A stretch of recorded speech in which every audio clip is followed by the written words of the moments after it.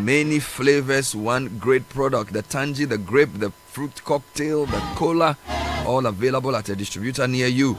Call Piva on 0550-032231. Piva is a taste you will love. So with 4 days to election 2024, what are the newspapers and the website saying? Richard Alaska. Oh, I know. Oh, Jika Mega. Jopo. Abuchi. Yesu Boko. Mawana. Yes, please. Yeah. Alesiwa. 1 minute. Mau gbogbo kwesi kana le miasi. Ye wo na ba misina mi kokwe. Efa yama. Professor. Nyako nkuma. Deliver. Nyeyo. Chenko. Nyela fono. Vampire. Nyela wunao. Bana didi. Yes, sir. Hey na degbe. Amen. Amayona dum bara ora tama. Oh Lord. Amayoba yo gbeduya. Oh yes. Amayoba yo manamia yirengobo. Oh Yehovah. Oh Yesu Kristo ma usokpoliza. Marakuku na didi. Amen. Na degba. Didi la. Babafo na roto. Amen. Babafo na roto. Amen. Hey, wofu diona gba. Amen. Wofu diona gba. Wofu diona. Amen. Didi. Yesu. Amen. Amen. Oh, mau gbogbo kokwe. Get that fun out. No, you have cleared the airwaves. Now we can start the show. In fact, you should be doing this more often. Oh my Lord. I felt something. You have something. You have something. There's an anointing on your life. You have to develop more. Yeah, that's right. I can see because I saw some things. No. Hey. It's called latent anointing. Latent power of the Holy Ghost. Bless you. No, you're a big man. Yeah. It's 4 days to elections. Yeah, Charlie, the system is on way. It is on way. But it should be well. So today you have a few papers. Yes, Charlie. some of the editors are sending their front pages by phone. So I don't really know what they are saying. Like they send the front page by phone. The soft copy. Yeah, so they are like today the newspaper is an e-paper. So we are doing both physical and e-paper review. Thank you. Yeah. So let me take you to the Chronicle this morning. The Ministry of Education, we are told, has set up a TV station to promote quality education in Ghana. Okay. There you go, crowd. From the crowd to the channel. Charlie goes. It's show. So man, this is e-classroom. No, Charlie. I'll give him an award. Charlie, you will be big man. No. Also on the front page this morning, Northern Chiefs endorse Alan's Agro Park. Okay. Or is it Agro Park? Agro. I think it's Agro Park. Okay. And then also IGP cautions private security. Stay away from the elections. Very important graphic newspaper this morning. Road to Jubilee House. Who wins Greater Accra? Big question, Bernard. I enjoyed point of view yesterday as you interviewed the two regional chairmen. It was a fascinating one. Special we are reading from the same book. Yes. And special voting ends smoothly. IDEC boards advocates effective transition. Management and Education Minister launches Channel MOE TV. The Economy Times says this morning, banks NPL deteriorate and also interest rate remains stable, as well as a story that says Ghana's real estate sector identified as high risk for money laundering, according to a new report. Daily Guide this morning, 2024 elections, special voting runs smoothly. Parliament resumes December 16. That's another story. Nana Commission's motorway roundabout. Foreign Affairs Ministry introduces chip-embedded passport. And Commonwealth observers election security plan. And let me take you to the business analyst. The big story says IMF board approves $360 million bailout package for Ghana. They released that yesterday. Also, 50 Ghanaians contract HIV daily. This is according to the AIDS Commission. This problem. Serious. And then also Ghana's creditors to receive payments as ESLA PLC prepares buybacks. The Speaker has recalled Parliament. Yeah. Parliament was sitting from the 16th 16th of December, and then some other stories on the front page. The Herald paper this morning, EC reverses anti-media directives on covering Saturday's polls. So, and military military high command bans soldiers from all polling stations on Saturday, warns against impersonation, releases emergency numbers for reporting misconduct. Akufo-Addo's massive $11.5 billion debt would have made Ghana Dubai. This is Mahama. Bawumia to sign anti-gay bill when voted president. Special prosecutor launches probe into MP's food sharing incident. And Ghana police caught in double standard as Soweto NDC official jailed 4 years, but Wuntumi's NPP presenter walks free. All right, let's go to the graphic business. Graphic business. Next president's major tax. Extend IMF program for another 3 years. This is Professor Buckpin. And bad loans haunt banks. NPLs rise to 22.7%. And yeah. Let me take you online, citynewsroom.com. Will complete Saklami housing project in 400 days. This is Kwam LMI Consortium. Meanwhile, there's a sort of mocking from Akufo-Addo to Mahama. What are you coming to do when you couldn't keep the lights on?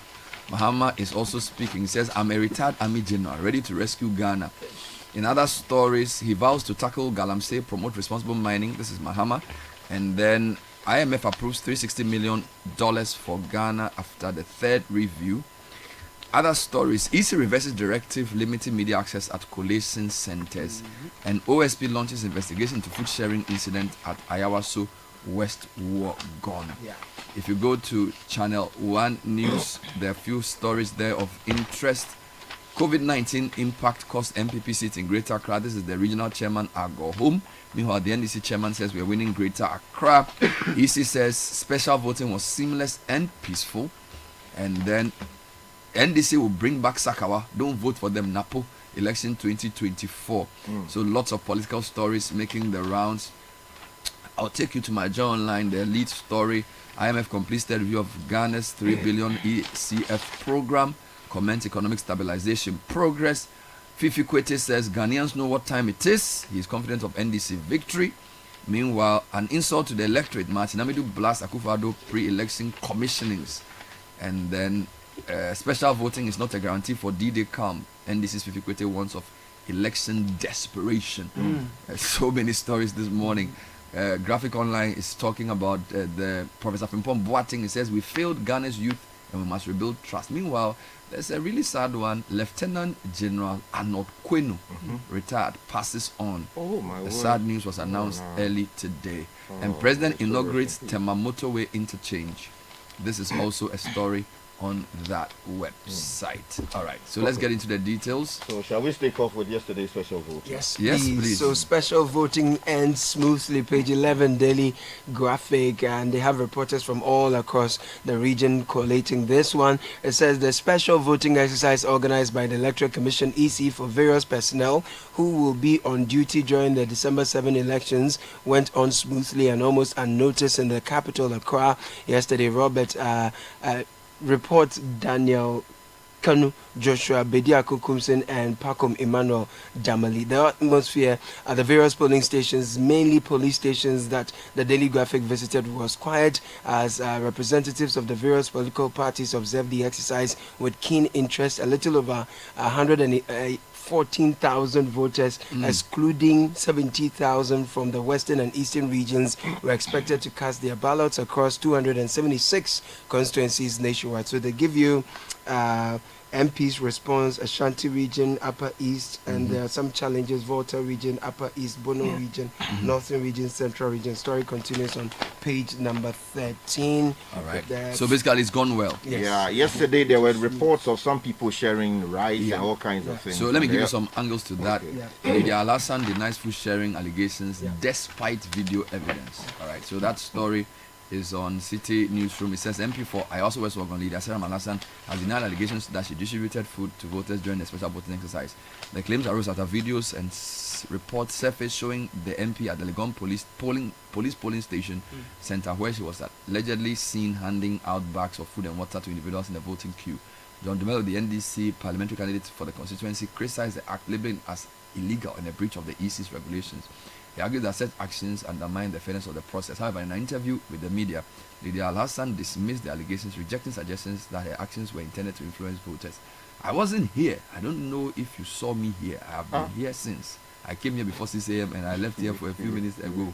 I don't know what they are talking about. Meanwhile, the special prosecutor says that they will launch an investigation into the food sharing incident. Yeah, Herald has that on. Yeah. So the Office of the Special Prosecutor. Get the details for me. Yeah, the Office of the Special Prosecutor has launched an investigation into the alleged food sharing incident in the Ayawaso West Wogon constituency by the incumbent Member of Parliament. This was confirmed to Accra-based Channel 1 News by OSP officials at Legon Police Station, one of the special voting centers. Now, tensions escalated in the constituency when the MP and NPP candidate Lydia Al-Hassan was seen distributing food packs to voters participating in the special voting exercise. Now, ahead of the incident, the OSP issued a statement pledging to safeguard the integrity of the 2024 general elections by cracking down on corruption, fraud, and other electoral malpractice. A statement signed by Mr. Kisie Jabing, Special Prosecutor, therefore urged election officials at polling stations and collation centers to maintain strict accountability. A few more on this. An EC official has been arrested for allegedly taking a photo of his ballot. This is in Bimbela. Can you imagine? EC official. I'm telling you, a temporary electoral commission officer identified as Getty Justice was arrested in Bimbela during a special voting exercise yesterday after he allegedly took a picture of his ballot. Party agents raised the issue, prompting his arrest by the police. The NDC has called for the officer to face the law for violation.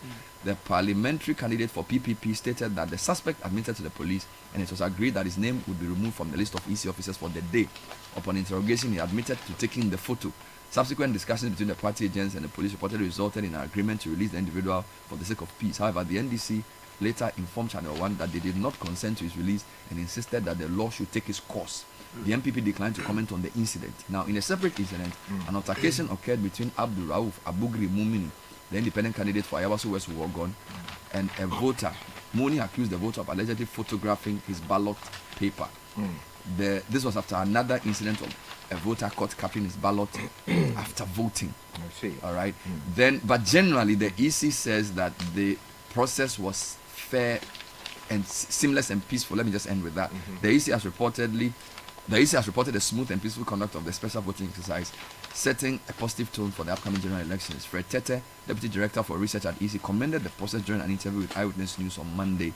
He highlighted the orderly conduct of the various polling centers, describing the exercise as efficient. Now, I want you to stay with the EC and report on the reversal of that troubling directive from media. That's on page 2 of the Herald as well. Yes. So the Electoral Commission has reversed its earlier directive restricting media access to constituency and regional collation centers. In a statement issued yesterday, Monday, December 2, the EC announced that following internal discussions and consultations with key media stakeholders, media personnel assigned photo accreditation to cover polling stations will now be permitted to use the same accreditation for access to constituency and regional collation centers. Quote, from Saturday, 7th December 2024, media personnel can access constituency and regional collation centers using their photo accreditation cards issued by the EC. Now, the EC emphasizes commitment to transparency and accountability, noting that the revised accreditation system is designed to provide media professionals with greater access and flexibility during the electoral process. So what this means is that there are no special cards being printed for access to any polling station, any collation center or any regional collation center. The only place where there will be accreditation is the National Collation Center, where media houses will be asked to submit names of those who are covering. So if you have the photo ID that the EC gave you, you can go to any place. No EC official, no party official, no security official should stop you from doing your work. They cannot also stop you from filming the process. Yes. They can't stop you from interviewing people. Yes. Of course, there will be demarcated areas for media, but this point must be emphasized that nobody should be stopped from doing his legal work as a media person in the name of we are here to do whatever. Not at all, not at all. So easy. Thank you for clarifying that. Exactly. Yeah, Kudos to them. You've seen the statement now. Yes. So this one, no. Okay. Also, let me take you to a story related to the elections. IGP is cautioning private security.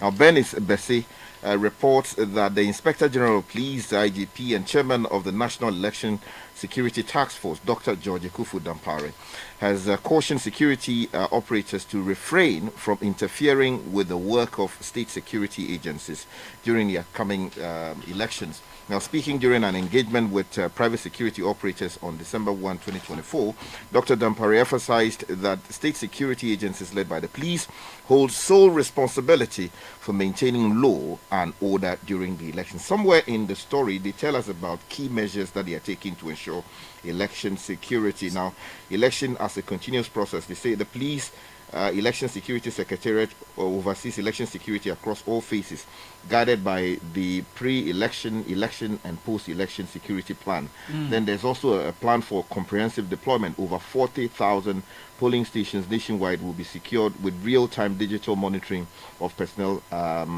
assignments and many other things. Still on security and relating to elections, no military personnel will be deployed to polling stations. This is the Ghana Armed Forces. It stated that no military personnel will be stationed at any polling station. Their presence will be limited to standby support, with the primary responsibility for election security remaining with the Ghana Police Service. Now, this was contained in a statement signed by the Director General of Public Relations, Brigadier General E. Agriquashi, who explained the military's role in ensuring the peaceful conduct of the upcoming 2024 presidential elections. Quote, the statement urged the public to report any military person, individuals identifying themselves as GAF personnel, or any individual wearing military patterned attire or accoutrements found at any polling station to the nearest police, or call the following GPS toll-free numbers: 18555 or 0800 311 311. So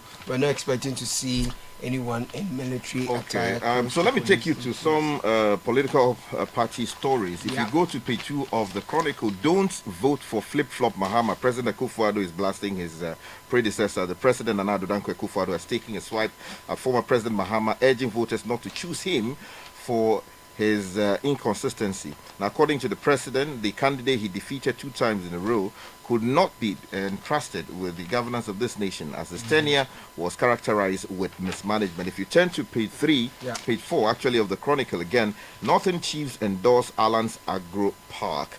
The story is by James Kumi Kosa. Says Alan Chamanting's bold vision to transform the regions in the north into the food basket of West Africa has struck a chord with the chiefs and residents across the 5 northern regions of the country. Now, during his recent tour, Allah outlined plans to establish large-scale agro parks in each region to engage in mechanized farming, and we're told that the chiefs of some of the communities in the north are celebrating that. All right. And then also we're told that phase 2 of the Tema motorway project has been opened. That's true. Center spread of daily graphic on the right, last minute commissioning of projects scam. This is Mahama, and on the left, signing LGBTQ bill will be my priority when elected. This is Baumia speaking. So Kester Abraham Crunchy says the National Democratic Congress NDC presidential candidate John Dramani Mahama has criticized the governing New Patriotic Party for taking the Ashanti region's loyalty to the party for granted and neglecting the needs of the people.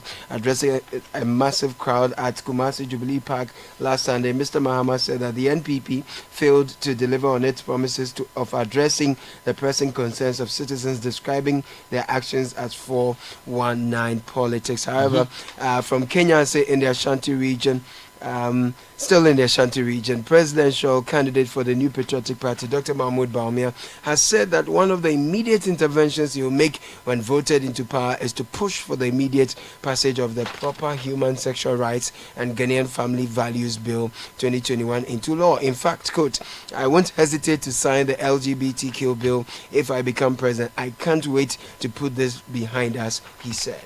Let's go to a few other stories which are non-related or non. To be fair, they are related. So, for example, domestic airlines record surge in passenger traffic. This is Citi Business reporting that with the election fast approaching, domestic airlines are expecting significant rise in passenger traffic as voters finalize travel plans for their home constituencies. Industry players report ramping up operations to meet the growing demand and prepare for an even sharper increase in bookings as elections draw near. And I think this is really nice because when you are trying to get a ticket to places like Kumasi and Tamale these days, it's very hard. Hopefully, the surge continues through the Christmas into the New Year. So we have a vibrant domestic airline to reduce pressure on our roads, to diversify our modes of exchange. Now, the president has been speaking about the motorway inauguration interchange, and he says it will open up that part of the country. Then I will give you a few other stories. Ghana Water Company acquires 2 new pumps to boost water production. Now, you know, yesterday we did a story on Bawe, and then we did one on Committee 25. Now, the Ghana Water Company has acquired 2 new pumping stations to boost water production capacity in Accra, aiming to alleviate water rationing in the capital. The company announced this during the completion of a rehabilitation and installation of a new pump at the intake of the Raja treatment plant. Now, the project was valued at 6.2 million euro, and I like this, funded through internally generated resources. So no donor, no government. It's expected to significantly enhance water availability for domestic and industrial purposes. Plans are underway to add 2 additional pumps by the end of the month. Dr. Clifford Brahma, Managing Director, expressed optimism that the new equipment would restore full production capacity, ensuring improved water distribution for consumers. Okay, Bernard, let's take you to the economy because yesterday the IMF made a major announcement. The business analyst has the story, and it says IMF board approves $360 million bailout package for Ghana. The executive board of the International Monetary Fund, IMF, has completed the 3rd review of Ghana's 36-month extended credit facility agreement. Now, this allows for the immediate disbursement of 269.1 million, which is about 360 million US dollars to the country. Now, the fund said Ghana's policy and reform efforts under the IMF supported program have continued to deliver encouraging results. Now, this follows acute economic and financial pressures in 2022. Before you come in, Bernard, if you turn to page 5 of the same newspaper, we're told that the 360 million US dollars coming in from the IMF will boost our CD. Now, the story says the anticipated $360 million disbursement from the International Monetary Fund in the coming weeks is expected to provide a much-needed cushion to Ghana's reserves and further augment the supply-side interventions of the Ghana CD. Wonderful. The Speaker is recalling Parliament. This is set to happen on December 16. However, Seth Tekwe, former Finance Minister, is warning that government shutdown is imminent if provisional budget is not passed before December 7. Currently, it seems unlikely that Parliament will be able to pass a provisional budget before the upcoming election, which is just some 5 days away. Traditionally, the government was expected to pass a provisional budget in November during election years to maintain stability until the new president takes office. Quoted by the international news platform Reuters on December 1, 2024, Seth Tekwe said, "We risk a government shutdown or at best reduce government spending from January." Now, I think the way the story has been angled is misleading. Accurate. What happens is that it is actually to take care of the first few months of the new administration's tenure. So when they come back on the 16th, the expectation is that whatever it is, I think he spoke before this. That happened. So his point is that if that had not happened, that money may not be there. Let me give you 2 stories. We'll complete Saglami housing project in 400 days. These are the consultants, Quam LMI Consortium. Now, the government appointed developer tasked with completing the long-delayed Saglami housing project has pledged to finish the over 1,500 housing units within 400 days for sale to the general public. Kofi Adabo Ofori Amanfo, MD of the consortium, revealed that the structural integrity test will be carried out on the existing buildings to evaluate their stability. In a media interview following a courtesy call on the Ningo Traditional Council, Mr. Ofori Amanfo outlined plans to re-evaluate to undertake re-engineering work on certain parts of the structures. These measures aim to ensure the units meet high safety and quality standards. Now, I wanted to just give you another story. This is on the 4th Estate. Now, they have an expose on the National Service Secretariat, but the Secretariat has secured a court order to stop the airing of same. So the 4th Estate is reporting that the NSA, the National Service Authority, has run to court to secure a 10-day injunction to prevent the 4th Estate from publishing a series of investigative stories that were due to be published from today, the 3rd of December. About 12 hours before the first publication, a court bailiff served the Media Foundation for West Africa, the organization that runs the 4th Estate project, with an injunction from the High Court. And basically, the background is on Friday, November 29. The 4th Estate announced that from this week, it would be publishing a series of investigative reports on the National Service Authority. However, the NSA filed an injunction application on Monday and secured a court order on the blind side of the 4th Estate to prevent the publication this week. So they have to wait for the 10 days to pass. Bernard, I want to take you to a story that has been making the rounds on social media. We're told GCB is facing customer backlash over system update amid end of month salary payments. You know, people are hungry and they want their salary, and for some reason there are issues. Now, GCB Bank is facing, according to the Economy Times, the story is on page 12, mounting criticism from customers following a system update that has disrupted access or service to its customers across the country.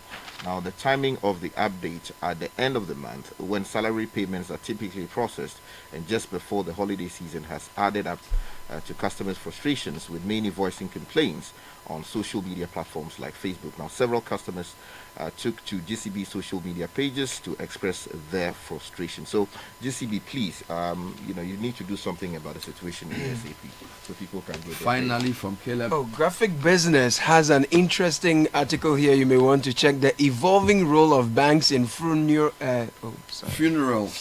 planning. Yeah. So, Jirasa Makash is examining funeral financing and the pivotal role banks are playing in maintaining a delicate balance. So check it out. You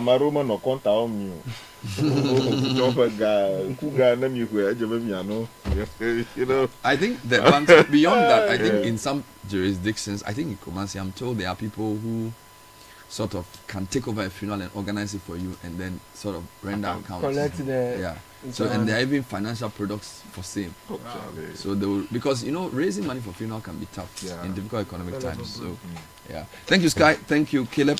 That was the newspaper review. Coming up next today is the City Business News. Stay with us. Oh, jump on now. Go. Google me. At what time will you come back where I don't hear the sound of your car? Why you buy new car? No, I don't change my car. It be the same, right? It be the fuel where I change. Way one shouts it. Ever since I started using the all-new Excellium Premium Fuel, fortified with 3-in-1 action. Oh, Joe, now my car they run like electric car. No, it's so. This is the type of fuel where they want to. Because now engine they cost. Where they want for way if I buy it, go protect my engine. And with the small way I buy, I go drive, sir. Absolutely. It's like strapping a turbocharger to your engine and giving it a protector. And what they bust my mind, Seth, be the 3-in-1 action, no? Excellium, they prevent up to 99% of deposit. It be anti-wear, some be anti-corrosion. Won't pay when I open it. Hey, so where can I find this magical fuel? Just head over to any Total Energy service station and your car will thank you. Hey, then make a finish my go be fast, then rush go Total Energies. My friend, but why your hand my go be inside? I give you info. Make a feel the go be too small. The go. Excellium is designed to protect your car engine, decrease fuel consumption, and lower CO2 emissions. Don't say fuel, say Excellium. Choose Excellium, choose quality.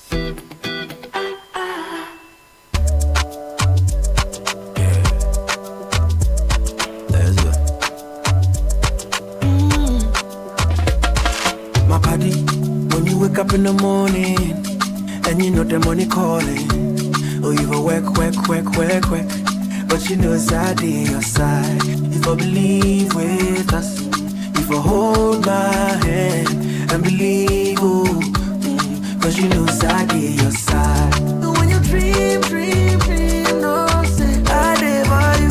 And when you hustle every day, when you wanna go, anything you do, I live for you.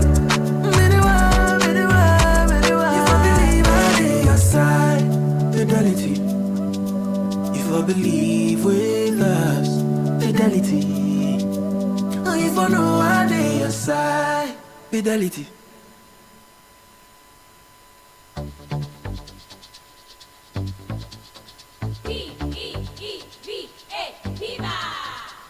Looking for a burst of flavor in every sip? Discover the refreshing taste of Piva beverages. Enjoy the classic Piva Cola flavor, perfect fit anytime. How about a fruity adventure? Try our delightful Piva orange fruit drink packed with recognized citrus flavor. Craving something exotic? Our Piva cocktail fruit drink brings the tropics to you. For a sweet and juicy treat, grab our grapefruit drink and don't miss out on the refreshing Piva tangerine fruit drink, bursting with tangerine flavor. Piva Cola, Piva Orange, Piva Cocktail, Piva Grape, Piva Tangy. Grab yours today. Available now at your local store. Call us on 055 00 32231. Piva, a taste you love. This advert is FDA approved. P for Piva. The Citi Breakfast Show. Rise above the noise. Time for City Business News.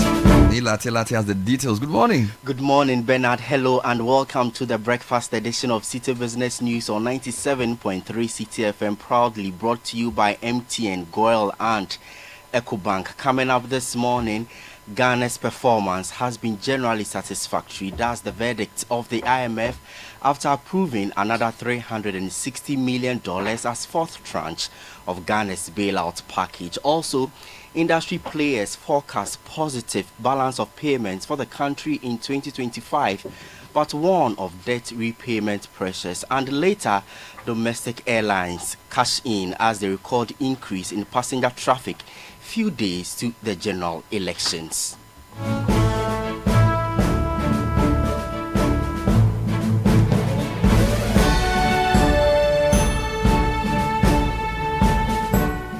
My name is Ni Latte. Many thanks indeed for joining us.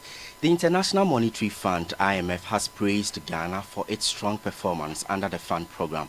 The fund says this has been brought on by progress made in debt restructuring, economic recovery and financial stability, which signals a positive outlook for the country's economic and business climate. The IMF made this assessment after its executive board approved $360 million as disbursement to Ghana under the $3 billion extended credit facility. This followed the successful completion of the third review of the program. The IMF commended Ghana's performance, citing progress in debt restructuring, economic recovery, fiscal and external improvements. It also highlighted the completed domestic and Eurobond debt restructuring and ongoing negotiations with external creditors, which it says align with the parameters of the program. In a release, the fund mentioned that, quote, Ghana's performance under the program has been generally satisfactory and reform efforts are paying off. Good progress has been made on debt restructuring. Growth is recovering rapidly. Inflation has declined, although at a slower pace, and the fiscal and external positions have continued to improve, unquote. That was not all. The IMF also praised the Bank of Ghana for maintaining a prudent monetary policy stance to curb inflation, rebuild reserves and support financial stability at a time the government is recapitalizing state-owned banks to ensure their viability. This brings total disbursement to $1.92 billion. The funds are expected to be credited to the Bank of Ghana's account by end of this week. Meantime, economist Professor Godfred Bokpin has his doubts about how this $360 million will fix the economy. He insists government ought to end its over-reliance on the IMF and find pragmatic solutions to tackling the fundamental weaknesses in the economy. It's good news, but it's going to be short-lived. Remember, it's just $360 million under the IMF-supported program. The bulk of the IMF inflows have already arrived. And what impact has it made sustainably? It has offered us some relief. Even with that, we've seen the level of depreciation of the currency in the first 10 months of this year. And therefore, $360 million is not a game changer. We have said from the program approval that the $3 billion over the 3 years, front-loaded together with the inflows from the World Bank and other multilateral institutions, are not enough to sustainably close the dollar gap. And therefore, fundamentally, there's a lot that we have to do on our own in terms of increasing the competitiveness of our private sector, improve our export earnings, and all of that. Professor Godfrey Bokpin is an economist and a professor of finance at the University of Ghana Business School. More on the economy, because research firm Databank is forecasting sustained improvement in Ghana's external sector, with a positive balance of payments projected to remain between 1.5% and 2% of GDP in 2025. It, however, cautions against potential short-term pressures from debt repayment, which may challenge financial buffers. Here is more. Databank research notes that this positive outlook is fueled by two main factors: a boost in crude oil export and a rebound in foreign direct investment. It notes that Ghana's crude oil sector is poised to play a pivotal role in this growth, as increased production and higher global oil prices are expected to drive export revenues. Meanwhile, foreign direct investment is predicted to rebound, signaling renewed confidence from international investors in Ghana's economy. This projection comes as Ghana's trade surplus reached 3.8 billion at the end of October 2024, according to the BOG's Summary of Economic and Financial Data for the period ending November 2024. The surplus reflects a positive balance between exports and imports, driven by robust performances in key export commodities, particularly gold, cocoa, and oil. For some economic watchers, the projected balance of payment surplus is encouraging, but government must remain cautious, as debt repayment will place short-term pressure on financial buffers. They are thus calling for effective debt management to sustain this positive momentum. Emmanuel Opon with that report. You are still listening to the breakfast edition of Citi Business News. To more stories now, and the Ministry of Works and Housing is expressing concern over the skyrocketing cost of building projects in various parts of the country, which it says has made housing unaffordable for low to medium income earners. According to the ministry, the current pricing of houses has pushed housing costs beyond the reach of a significant portion of the population. This trend, it warns, risks worsening the nation's housing deficit and undermining efforts to provide decent shelter for all. The ministry, through the government, has pledged to intensify its focus on providing affordable housing projects. Chief Director for the Ministry of Works and Housing, Reverend Stephen Iawose, has been speaking on behalf of the sector minister at the 16th edition of the Ghana Property Awards.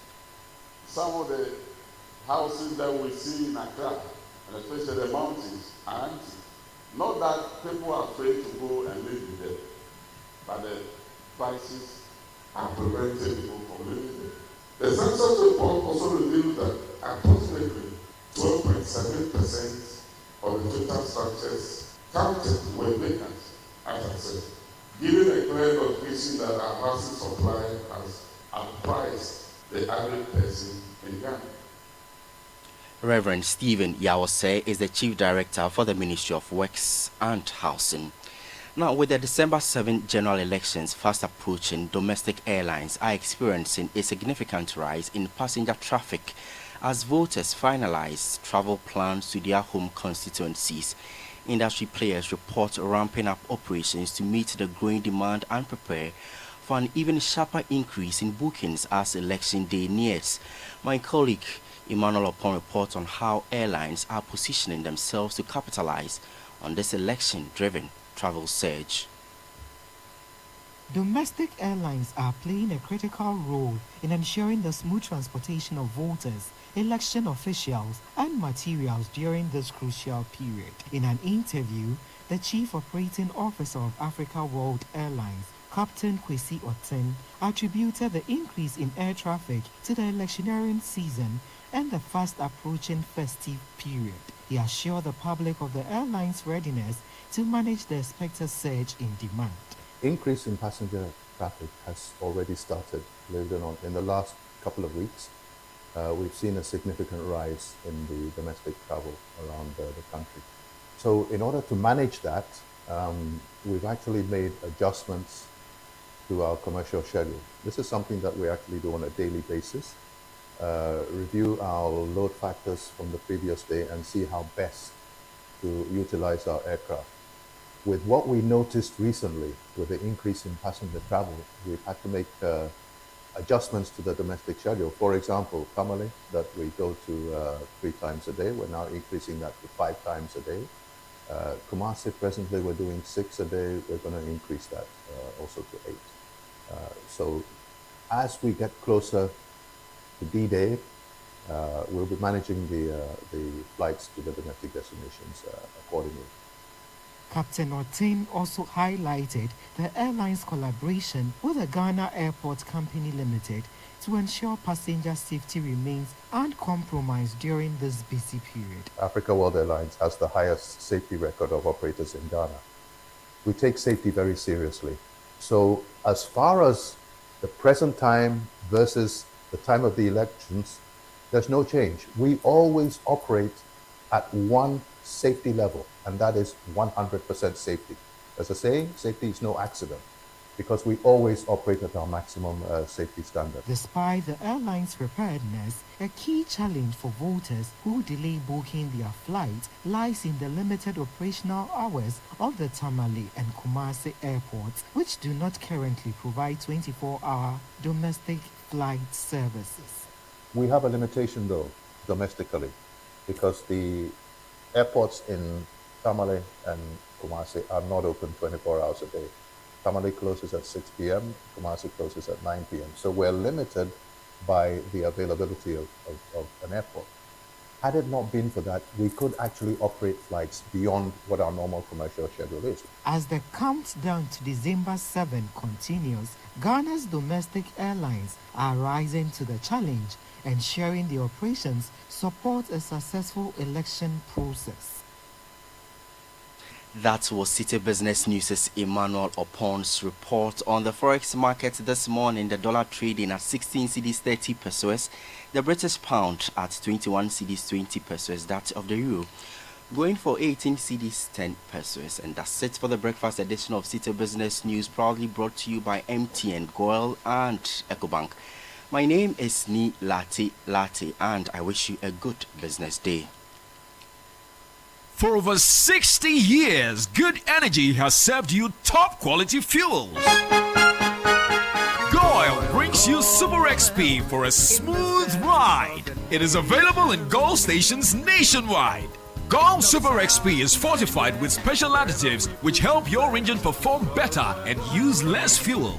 Goil Super XP is quality fuel, the ideal choice for most vehicles. Energize your ride with Goil Super XP. Wufilia, huh? Wufefi. Good energy. Joy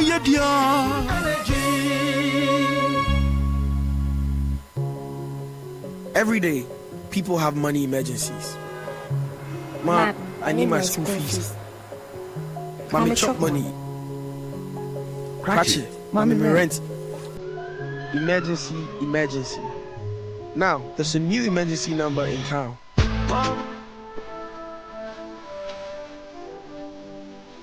Dial *770# for money emergencies and chop life. For emergency access to your bank accounts, transfers, utility payments, loans, and more, dial *770#. Bank on the go even without data with EcoBank's short code for digital banking. EcoBank, the Pan-African Bank. My man, I heard there's a new app on the streets that does it all for you. Really? How is that possible? Charlie, I also could not believe it too. But I downloaded the app and I'm telling you, I was able to chat with my friends, make video calls and... Well, we know of many apps that can do that. Oh, let me finish la. I was also able to listen to the latest songs, play games and read the latest sports news. For real? Yeah, and I can send and receive money from the app.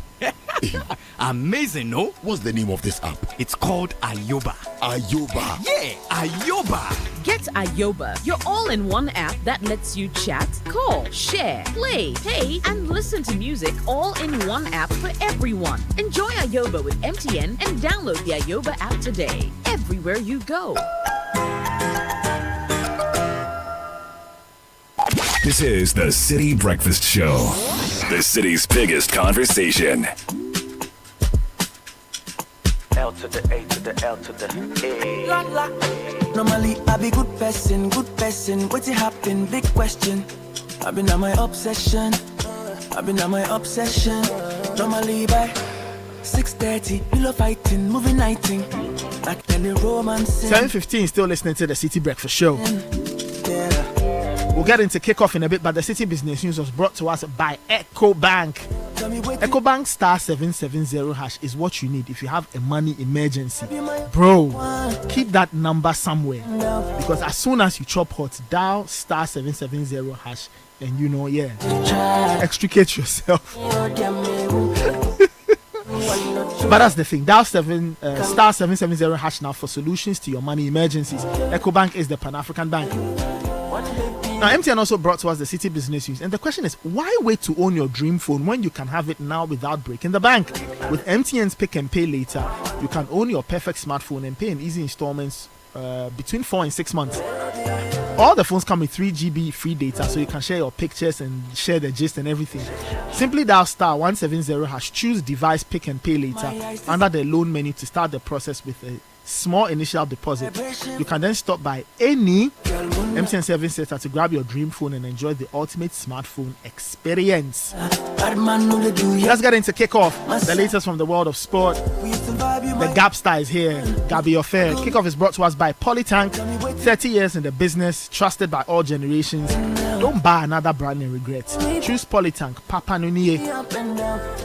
Zonda Ghana is also bringing us kickoff. They are offering you Shantui bulldozers, excavators, graders, payloaders, rollers, everything you need if you're in the construction space or heavy duty space. Visit any of their 7 branches around the country or go to their head office off the Temaplao Road. Call 0501772222. Zonda built in Ghana, build in Ghana, and Shell V Power. Also bringing us kickoff.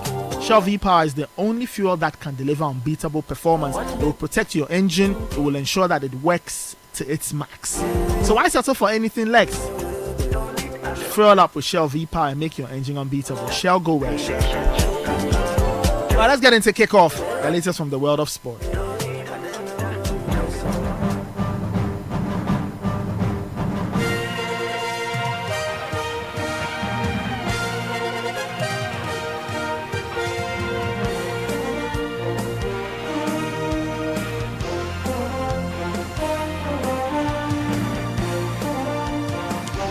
Yes, Tuesday morning, December 3. Welcome aboard to Kickoff, the very latest in the world of sports. We are on the wings of Shell V Power, Lachelle, Zonda GH, and Polytank Ghana, Papa Nuniye.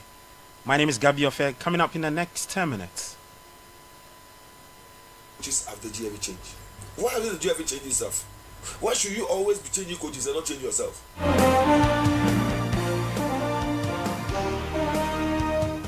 All right, former sports minister Nilante van der Poy wants the GFA out after the horrendous performances put up by the Black Stars in the last 2 AFCONs and failing to qualify this time around for Morocco 2025. Plus, Mohamed Kudus is back for West Ham United. He's in action later tonight after 7-5 match ban. All of that plus some boxing news in the next couple of minutes. But let's get into the details now. Former sports minister Edwin Nilante van der Poy believes he would have dissolved the GFA, that's the Ghana Football Association, holding them accountable for the country's failure to qualify for the Africa Cup of Nations next year in Morocco. Now, according to him, this decisive action would incur the wrath of FIFA to place a ban on Ghana, barring the nation from participating in any football-related activities. Meanwhile, uncertainty continues to surround the future of head coach Otuado. He's the Black Stars head coach, and the GFA has indicated that further consultations with the ministry are needed to determine the next steps for the senior national team. But whose fault is it? Who appointed Otuado? The ministry doesn't appoint coaches. It's the GFA who recommend coaches to the government. So it is not a minister, it's not Yusuf who appointed them. It's the GFA for the most of my search. Let's ask, how many coaches have the GFA changed? Why hasn't the GFA changed itself? Why should you always be changing coaches and not change yourself? Or change the way you do things? Look, All right, so that's former Sports Minister Edwin Nilante van der Poel speaking there. Well, to some club football news, and in Sochaman FC, their general manager Eric Alagidide has expressed the club's ambition to build on last season's impressive FA Cup campaign by going all the way to win the trophy again this year. Now, the team recently secured their place in a run of 32 with a hard-fought 1-0 victory over the Chiman Heroes. The Sochaman's triumph in the 2023-24 season is a big one for them, a proud moment, of course, where they staged a dramatic comeback to defeat Bofokotano in the final held at University of Ghana Stadium. Our target is to make sure that we replicate what we did last season, or better still, do better than we did. And by saying this, we actually mean that we need to finish in the top 4. There are still a lot of games to go in the league, and we intend to finish within the top 4. And also, we kicked off our FA Cup campaign yesterday. We won our first game in the round of 64. We've zoomed into the round of 32. We are looking forward to defending the FA Cup trophy. I mean, it's not something we are willing to give out on a silver platter. I mean, we are going all out to defend the trophy and make sure that we win it back to back. All right, so that's Sochaman FC's general manager, Eric Alagidide, speaking to City Sports. More on the GPL, this time to Medium and their communication team member, Nana Ifa Asari, has reviewed the club's ambition of the ambitious goal of achieving a historic double this season by winning both the Premier League and also the FA Cup. According to Nana Ifa, the team is determined to build on their success from 2 seasons ago, especially as they compete at the new stadium. We are focused this season. We've told before the commencement of the league, we just told ourselves that indeed we need to get the ultimate. We need to win the league. So in our last 3 matches, we've been winning. We beat both last year at Tokyo and the Sports Stadium 2-0. We went to beat Young Apostles, and just yesterday we beat Zuma Koroko in the FA Cup. And coming to reaching, we are fully prepared because we can't afford to lose that match. We want to get the 3 points in order to aid us to be in the top position of the league. We want to win double. We want to win the league, and as much as winning the FA Cup as well. The last time we won was 2016. So this year we want to make another history by winning the MTN FA Cup. All right, so let's get to some women's football now. The Black Maidens are joining up for the Wafu B Under-17 Girls Cup with 3 friendly games at the Ghana Soccer Center of Excellence. Their first match is against Root Sisters later tomorrow, followed by Epiphany Warriors on Friday, December 6th, and wrapping up with Sisamba Ladies on Sunday, December 8th. Ghana will host the maiden edition of the Wafu B Under-17 Girls Cup, with the team drawn into Group A alongside Benin and Burkina Faso. Well, the Confederation of African Football, its president is Dr. Patrice Motsepe. He has expressed his condolences to the people who lost their lives in that stadium stampede in Guinea. That are over 550 football fans, and some were left, others injured during a football match at the Stade du 3 Avril in Zakari. And the tragedy occurred during a friendly football tournament between the Nzekori and the city of Labe. And according to Dr. Patrice Motsepe, that should not be condoned. Well, elsewhere, Mohamed Kudus has completed his 5-match suspension and is set to feature for West Ham United in a pivotal clash against Leicester City tonight at the King Power Stadium. The Ghanaian midfielder was shown a red card on October 19 during the Premier League game against Spurs for slapping and shoving 2 opposing players.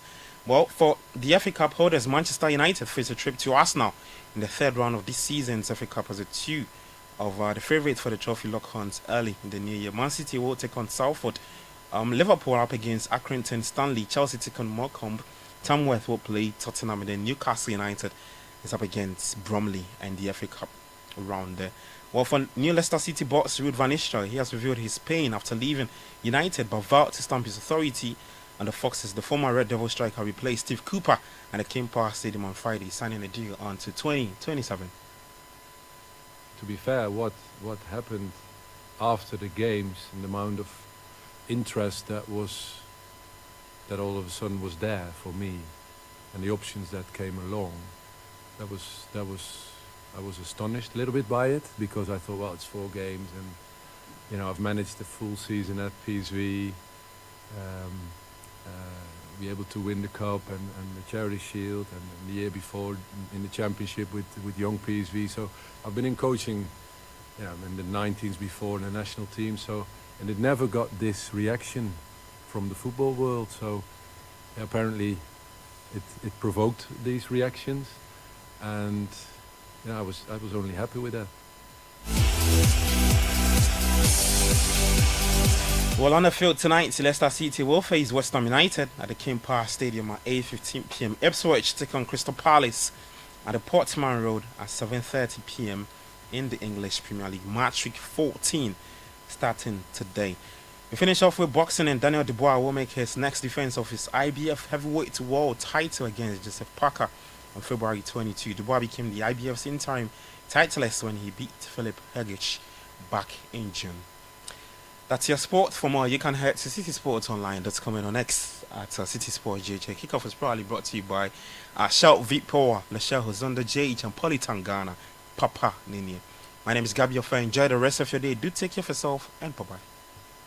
Guys, Charlie, you know that mining contract I've been chasing for years? I just got awarded a deal. But the issue is where to get the right and quality heavy-duty trucks to execute this job here in Ghana. Relax, my guy. Remember my recent construction deal at Pokwase? Zonda sorted me out. Zonda? What? Who is that? Zonda Tech Ghana Limited is your one-stop shop for machinery, heavy and light-duty trucks, and pickups. They have the Shantui bulldozers, graders, payloaders, rollers, poor pickups, 4-land light trucks, TX trucks, and oil tanks. Made and assembled right here in Ghana with top-notch after-sales service and standard prices.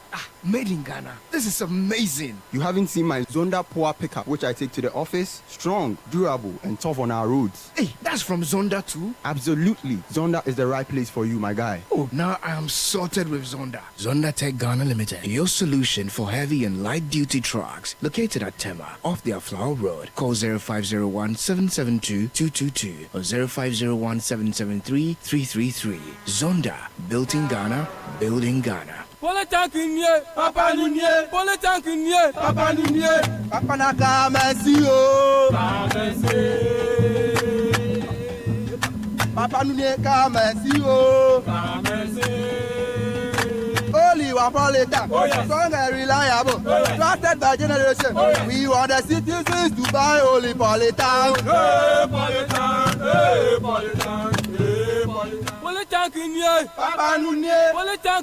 Papa Nunye, Accra Plumbers, say so.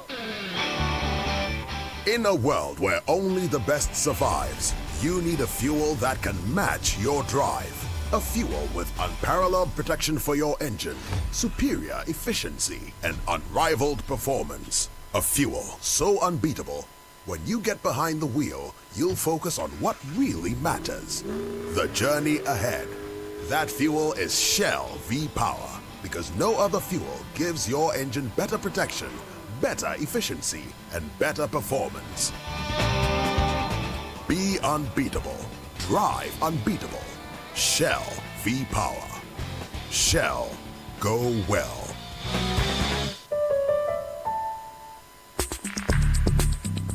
Join the conversation on the Citi Breakfast Show on Facebook at facebook.com/Citi97.3, Twitter at twitter.com/Citi973, and Instagram at instagram.com/Citi973 with the hashtag CitiCBS.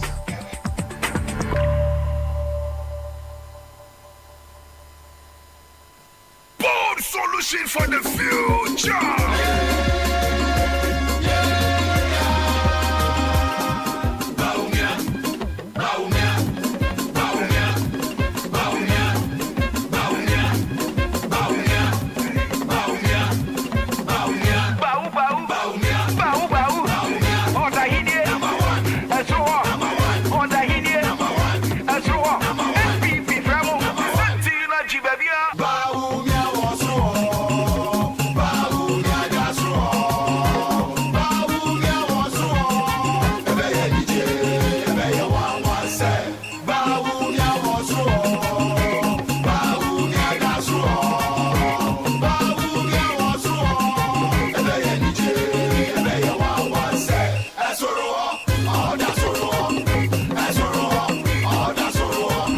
December 7, let's vote number 1. Let's vote for Dr. Baumia. Estroho.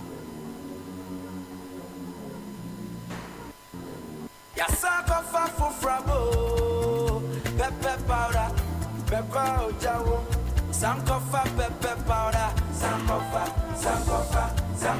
pepper powder, Sankofa pepper powder. Etienga go peta me apoto you are. Sankofa got you coming. Go for Sankofa pepper powder. Sankofa pepper powder. Abuna abonje krakra. Sankofa pepper powder. Red and hot, very natural. Sankofa pepper powder. Chichinga and Nambia. Sankofa pepper powder. Noodles, Ghana jollo. Sankofa pepper powder. Eshishi anete. Sankofa pepper powder. Sankofa pepper powder. Sankofa pepper powder. Sankofa pepper powder.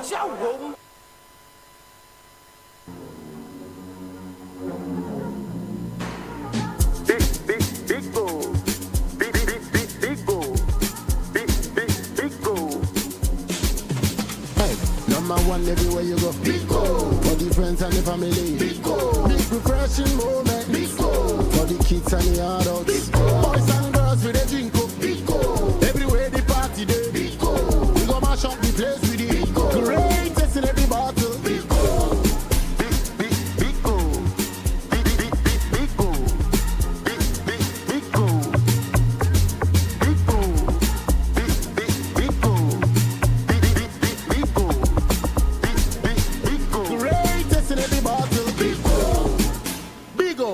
Refreshing moments. Big old drink. Big refreshing moment. Another quality product from Trillium Industries. This advert is FDA approved. Join the Republic Verse. Enter the Republic Bank space. Online or within the banking hall, we open the right doors for you to make the most of life. With our suite of superb banking products and services, our clients, corporate, SME, investment and individuals get to enjoy amazing benefits. Republic Bank, we're the one for you. We're the one for you.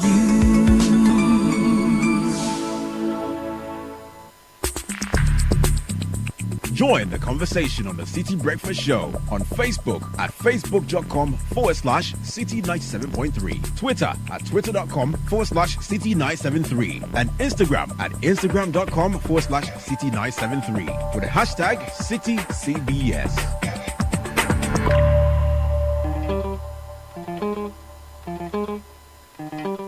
Just a mana, some mana, papa, none play to the man missing there. And you where are you? When you about them from us and power. Unleashing the power of revelation. This is Citi 97.3.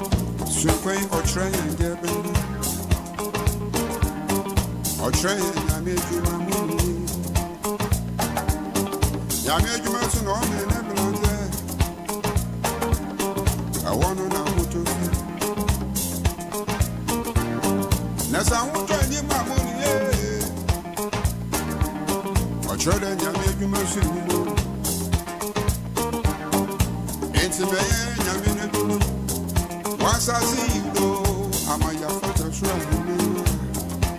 The music, I've been chin saying, what you bribe out with that? I've been chin saying, what bolata with that? I've been chin saying, what you collection with that? I've been chin saying,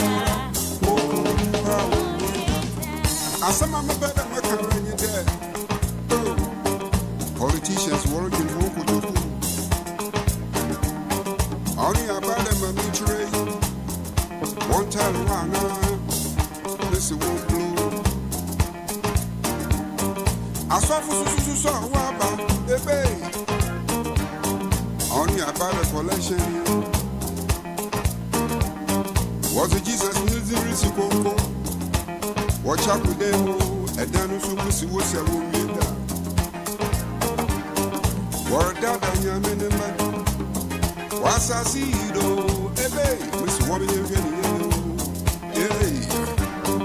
I did chin at the same, what to collection. I did chin at the same, what ball and time. I did chin at the same, what you grab our woman.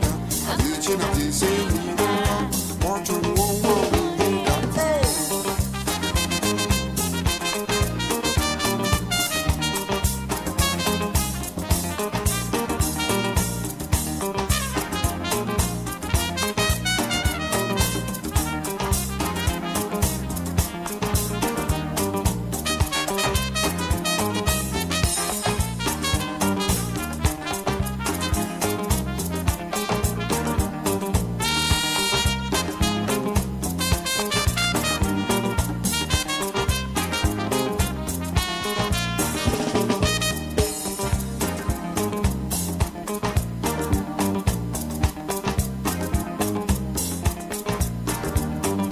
A person for water to the soup.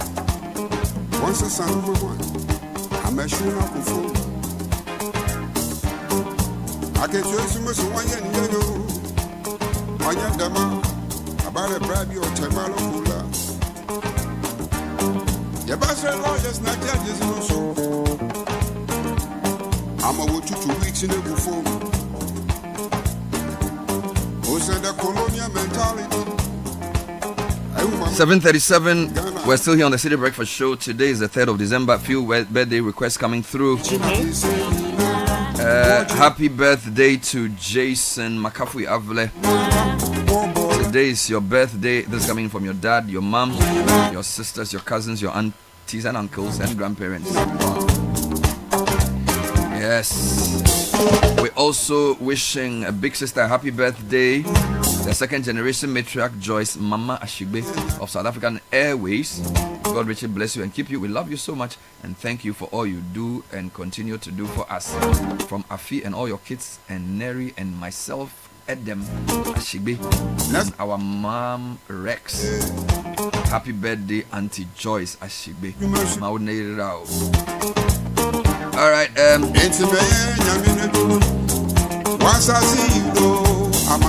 Well, a couple of quick housekeeping. Yeah, things. you know, yesterday I got a desperate call from somebody about ECG's meter changing and again what it's causing.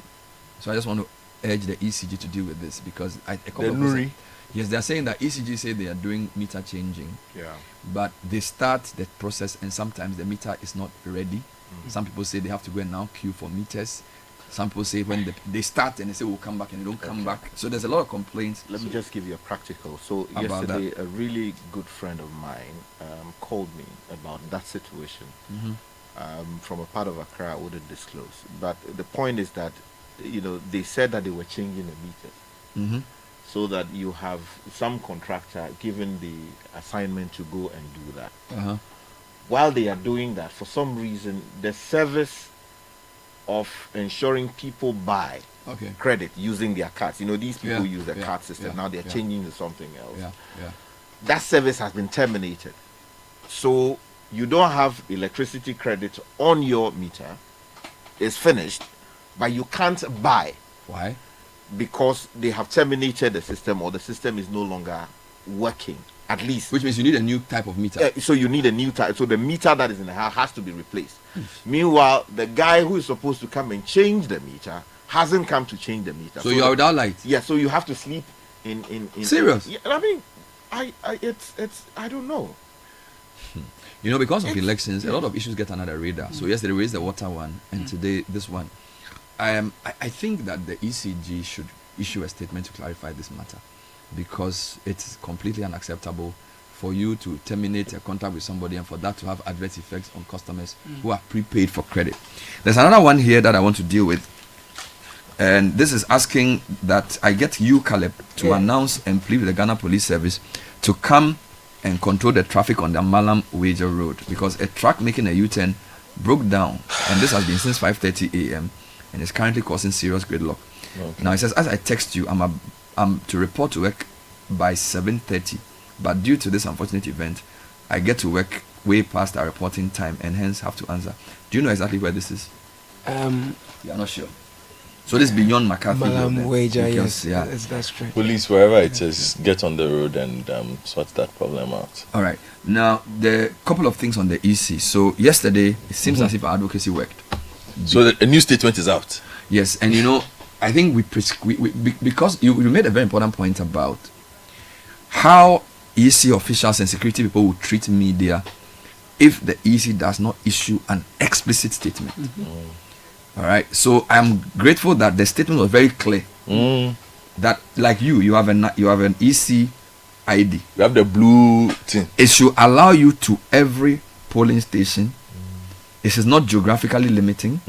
Allow you to any collation center and any regional collation center of your media house's choosing. This is very important. Any bearer of that EC media accreditation should be given unfettered access to cover the election. And I think that point is very well made. Having said that, a general overview of the special voting is on us. Before we do that, I need to do a few quick birthday requests. Then we'll jump into that. So please help me with a couple of the requests that have come through. Okay, let me start with this one. Hello, Bernard. Help me wish Emmanuel Anna, aka Original Chicken, a happy birthday.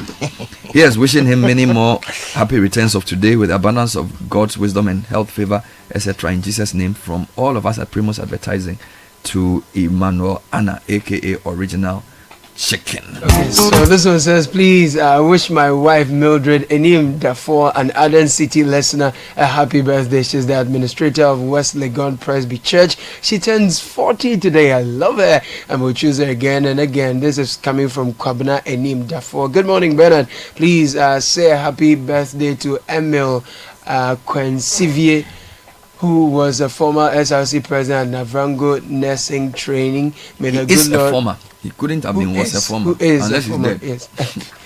May the good Lord grant him his heart desires. Thank All you. right. Good morning, Bernard and team. Can you wish a happy birthday to my husband, Dr. Abel Obing Amanfo Ofori of University of Ghana Business School?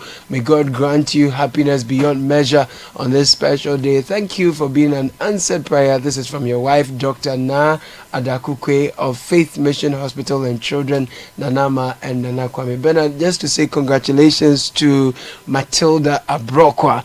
She is the convener of the 5th annual Plant and Flower Fair that happened over the weekend. Wonderful. It's a beautiful one, so congratulations. And a happy birthday to my brother and friend Raymond Donyo, a lawyer extraordinary and managing partner of Ray Albert and Partners Cantonments. Your very good friend is wishing you well and asking that your desires be fulfilled. So Raymond Donyo, lawyer and managing partner of Ray Albert and Partners. Nathan. Yes, happy birthday to my friend and brother and a former member of this parish, Gary Al Smith. Okay. So happy birthday to you. One Gaza. Yes, one Gaza. One Gaza. All right, a few quick announcements. MTN is announcing a game changer for SMEs. They are introducing Yellow Biz. It's a new multi-service bundle with everything you need.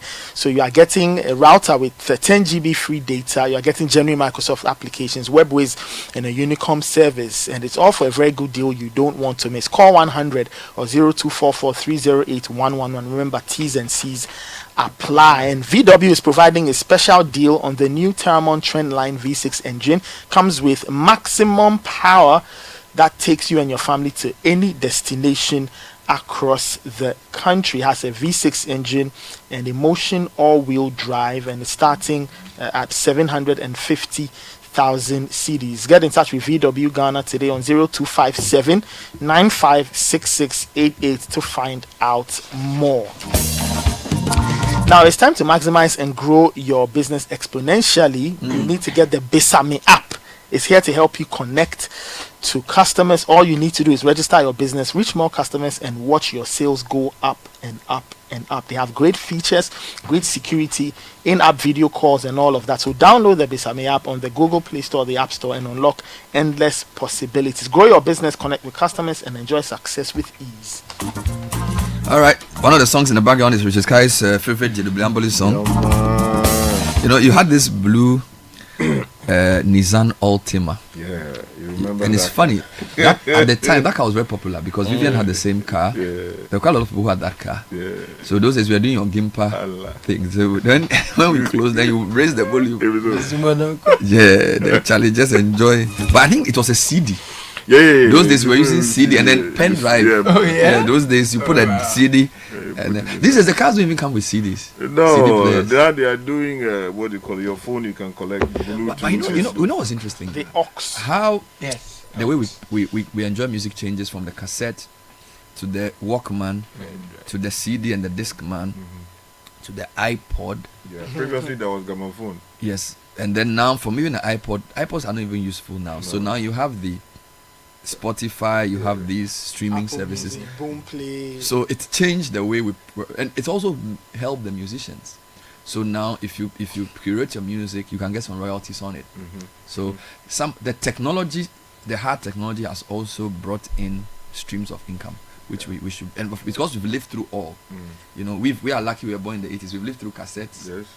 In fact, my dad had a vinyl. Okay. Yes, so how do we call it? It's the record player. The record player. Yes, the LP. My dad had a few Jimmy Cliff LPs and some others. Gladys Knight and the Pips. Those kind of LPs. So we've lived through probably 4 iterations of technology when it comes to music consumption. So we are very lucky. The Walkman was something else. I mean, those days the big boys in town. If you own the Walkman, means that you are walking around put the headset your music. But the Discman didn't last for too long. Yeah. The Discman didn't last as long as the Walkman. Because I think for some reason a bit unwieldy because the disc is a bit big. You carry and then there were the smaller mini disc players. Yes. So you had those in the larger Discman mini disc. I think the evolution of the computer has changed the way we do a lot of things. But you remember there was also the 99 days in Agege. What do you call it? The big one. The big one that people, sometimes in the villages, in fact, I mean, in some towns, you see people who want to show off, carry it with their speakers blaring and creating noise. Things have changed. And now your phone is a work tool. Yeah. It's everything, really. It's everything. You mentioned the iPod, for example. And of course, it came to replace Walkman, Discman, all of that. And then the phones were now built to handle music and all. And what's even funny now, when we train journalists, we now talk about mojo. We call it mobile journalism. So now, there's no serious journalism program that doesn't include an aspect of using the mobile device in your work. Even in camera work. And in fact, some of the phones now we have, Sky, the quality of this phone is as good as some of the DSLRs. Exactly. So it's it's made our work much easier. But it's also changing the game in a way that those who are not awake to it can easily be left out. So let's get into some more issues. Yes. Bernard, sure. Yes. We are thrilled to announce the return of your favorite Coca-Cola Original Regular Taste in 300 ml glass bottle.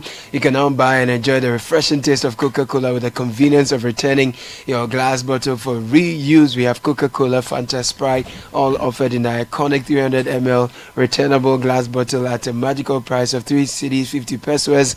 If you prefer your recyclable PET bottle, it's priced at 6 cedis. More details on our social media campaign. Just find us on Instagram and Facebook at Coca-Cola_GH. Experience real magic with Coca-Cola's original taste. And this is from The innovative minds at Wiggle Vision Limited, Ghana's leading technology company, and they're coming with Frog. It's the ultimate USSD, OTP, and bulk SMS messaging platform designed to transform your business communication. Whether you're doing bulk SMS, voice SMS, IVR, USSD, OTP, our solutions are tailored for you. At Wiggle Vision, we're not just building software, we're building trust. Our secure APIs and developer tools ensure seamless integration for businesses big or small. So if you're ready, visit www.wiggle.com.gh or sms.wiggle.com.gh. Call this number 0554 170 599. Wiggle Vision, empowering business one message at a time. And the final one, happy birthday to my son Nyamidia Akomia Bonsu and his best friend Ryan Yusuf of Peak Lyceum in Tema Community 22. This is from your daddy, mommy, and Kuku. Nyame, you're a big man.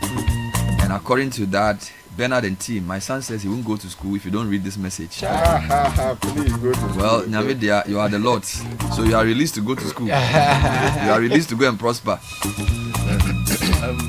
Bernard, the truck that Bernard just mentioned is spot after the Wager traffic light, just around the Empire Cement place. I left home 5:45 per the Uber. I was supposed to be around Osu at 6:34 a.m. But I got to the place at 7:45. Imagine how high the Uber price increased. Price was 112 cedis, but ended up being 161.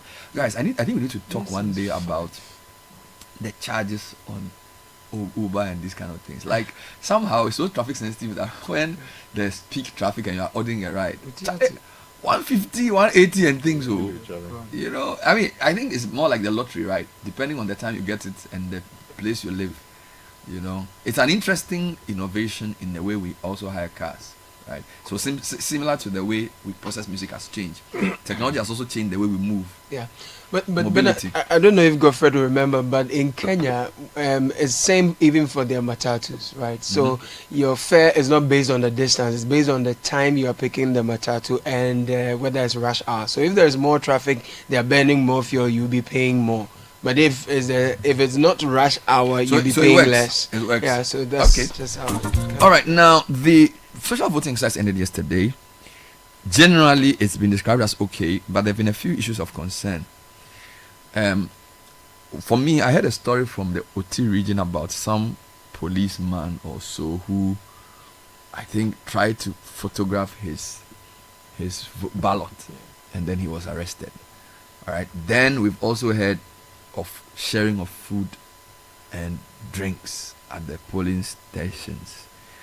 Then we've seen people actually post images of photos ostensibly or allegedly taken during the voting exercise and putting it on social media. So let me start with Godfrey. I don't know if these incidents are enough to mar the overall process, because I think the general report is that it was smooth and okay. But how concerning are these incidents, particularly when most of the people voting are security officials who are supposed to enforce the law? So why is a policeman taking a photo of his vote when the law is clear that he shouldn't do that? Why is a soldier or a policeman or an immigration officer, a prison officer collecting food in a queue when the law says don't do it? You know, I don't know if that's how. And for me, that goes to the heart of a conversation you and I have had several times on the growth of Ghana's democracy and the growth and improvement in our electoral systems, where yesterday was smooth. All the newspapers are reporting it, and I agree. But that's because we are used to smooth. This is normal. What do you mean? Like the incidents that the voting running smoothly. Our elections largely run smoothly. Generally. Okay. So it's not new. Okay. But does that mean that our elections have improved? Does that mean that there have been growth in the quality of the elections? And I keep on telling you that no, we have basically left our elections to be show up, vote, go home, count, declare. And what's the process again? Go into the queue, show up, vote, go home, count, declare. But that's okay. No. But that's not just the democracy. They have to do other things. There are other things that the Electoral Commission is responsible for. Okay. And only the Electoral Commission. Okay. In terms of voter education, in collaboration with the NCCE.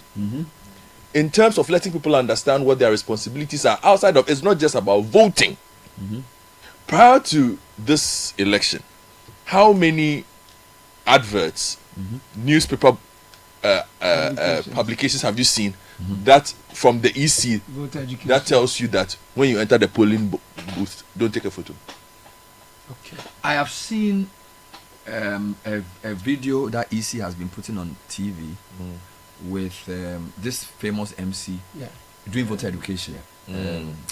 Yes. So I've seen it. What he does is vote. He basically, I don't think he talks about the photo though, but he does. They do voter education. They do it of some sort. NCC does it, and the EC also. At least I've seen it on Channel 1 News a few times.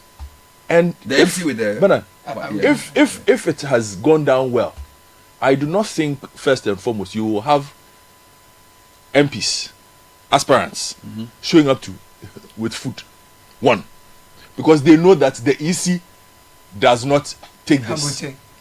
Kabute the MC. They know that the EC does not take these things at their polling stations. Two, yesterday's crop of voters who are supposed to be the better educated voters, and by that I don't mean in terms of the standard of education, but in terms of understanding what voter rules are. Because they are law enforcement. They are law enforcement because they will be enforcing the law. Yeah. Were in queues collecting food and drinks and money. They were in queues being given. And they were taking. So who created that environment then? So, because I also saw a video yesterday, for instance, of an EC officer at one polling station telling a branded car, you can't be here. The car left. Okay. That is good. What kind of branded car? Party branded car. So once voting is taking place, you can't. Yes, in the area. The EC office, a very strong woman. She went there and said, "Look, move your car." The guy didn't even talk back. He just sat in the car and drove off. So the polling stations where MPs were blatantly, aspirants or candidates. No, what are they? The candidates. Yes, candidates were blatantly distributing money, water, food disguised as soft drinks, disguised as soft drinks, whatever it is that they were doing. Why was it allowed? I saw a video where whilst people were in the queue to vote, candidates were speaking to the people in the queue. Wow. That is not allowed. How are you talking to the person who's going to vote when in the queue to vote? That is not allowed. That is not allowed. Right in the presence of EC officials. I have seen a video of the parliamentary candidate for MPP for Ayawaso West Wogon. What's she doing? GH1 video. She's in a queue and drinking water, and there are people with her giving bags. Of what? Well, it's a bag. The small bag is like the bag they do at the funeral. And the people are holding it in the queue. And then they add water to it. She even drank some of the water, and then they are sharing it.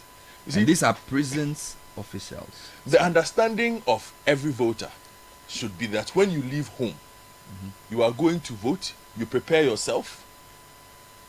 These days, because every police station has around 700 people max. Yes. You will not be in the queue for 10 hours. Yes. That queue management has been done. Yes, the EC has done. 700. The EC has broken that system down completely. So maximum 2 hours in a decent place. You are done. You are done. You need to be fed and sated with water before and given transport. So you don't see any justification for even humanitarian reason for sharing anything to people in a queue. It is not part of the electoral process. And it wasn't even a long queue too. It is not part. You see, and the thing is, man, it should not be allowed. Because actually an offense. It is an offense. There's a law to this. And the reason why I am harping on this a bit is I want the EC to understand that it should tell its officers, don't do this. Because you see, enforce the law. What you are going to, how many presidential candidates are there? 12? Yes. 13? I think 12. Imagine all of them decide to cook with their packs and go and do on election day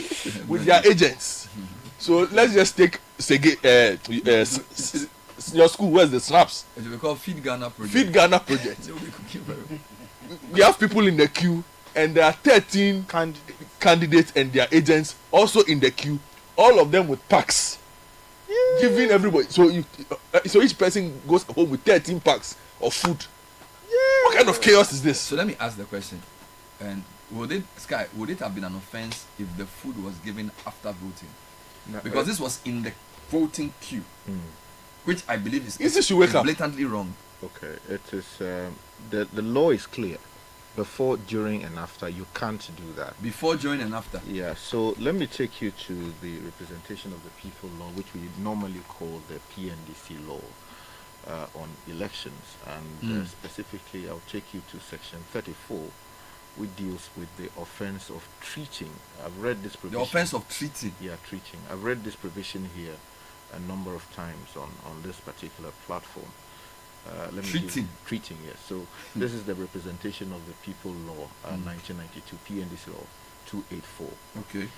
And the provision on the offense of treating says, and Bernard, with your permission, let me quote. Section 34, treating. A person commits the offense of treating, A, if he corruptly either himself or through another person before, during, or after an election gives or provides or pays wholly or in part the expenses of giving or providing meat. Enam. Yes, enam. drink, entertainment, or provision to or for any person. 1. For the purpose of corruptly influencing that person or another person to vote or refrain from voting. Or 2. On account of that person or another person having voted or refrained from voting or being about to vote or refrain from voting. So basically, don't give anybody anything. Nothing. Or and this is clear in the law? Yes, that's right. If he corruptly accepts, so in this case, the receiver too is that's right, you, the officer or the person receiving the meat, accepts or accepts any meat, drink, entertainment, or provision offered in the circumstances. But why do you use meat and not food? So you read it in the broad sense. So why did they give vegetables? Fish. No, I'm just asking, why did they use meat? I'll bring fish. So the law deals with that. It says that there are circumstances that may not have been expressly stated in the law.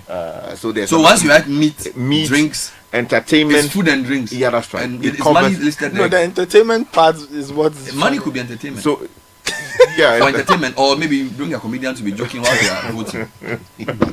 So this PNDC law, what? Yeah, 284. For provision offered in the circumstances and for the purposes mentioned in paragraph A of this section. And Bernard, if you go into what happens to you if you do something like that, section 41 of the Act. The same Act. Yeah, penalty and incapacity for corrupt and illegal practices. One says a person convicted of the offense of personation, bribery, treating, which are the two relevant ones here, or undue influence under section 32, 33, 34, or 35 of this law, shall be liable on conviction to a fine not exceeding 1 million Ghana cedis, or to a term of imprisonment not exceeding 2 years, or both. Prison matter? Yes. It's a felony? Yeah, that's right.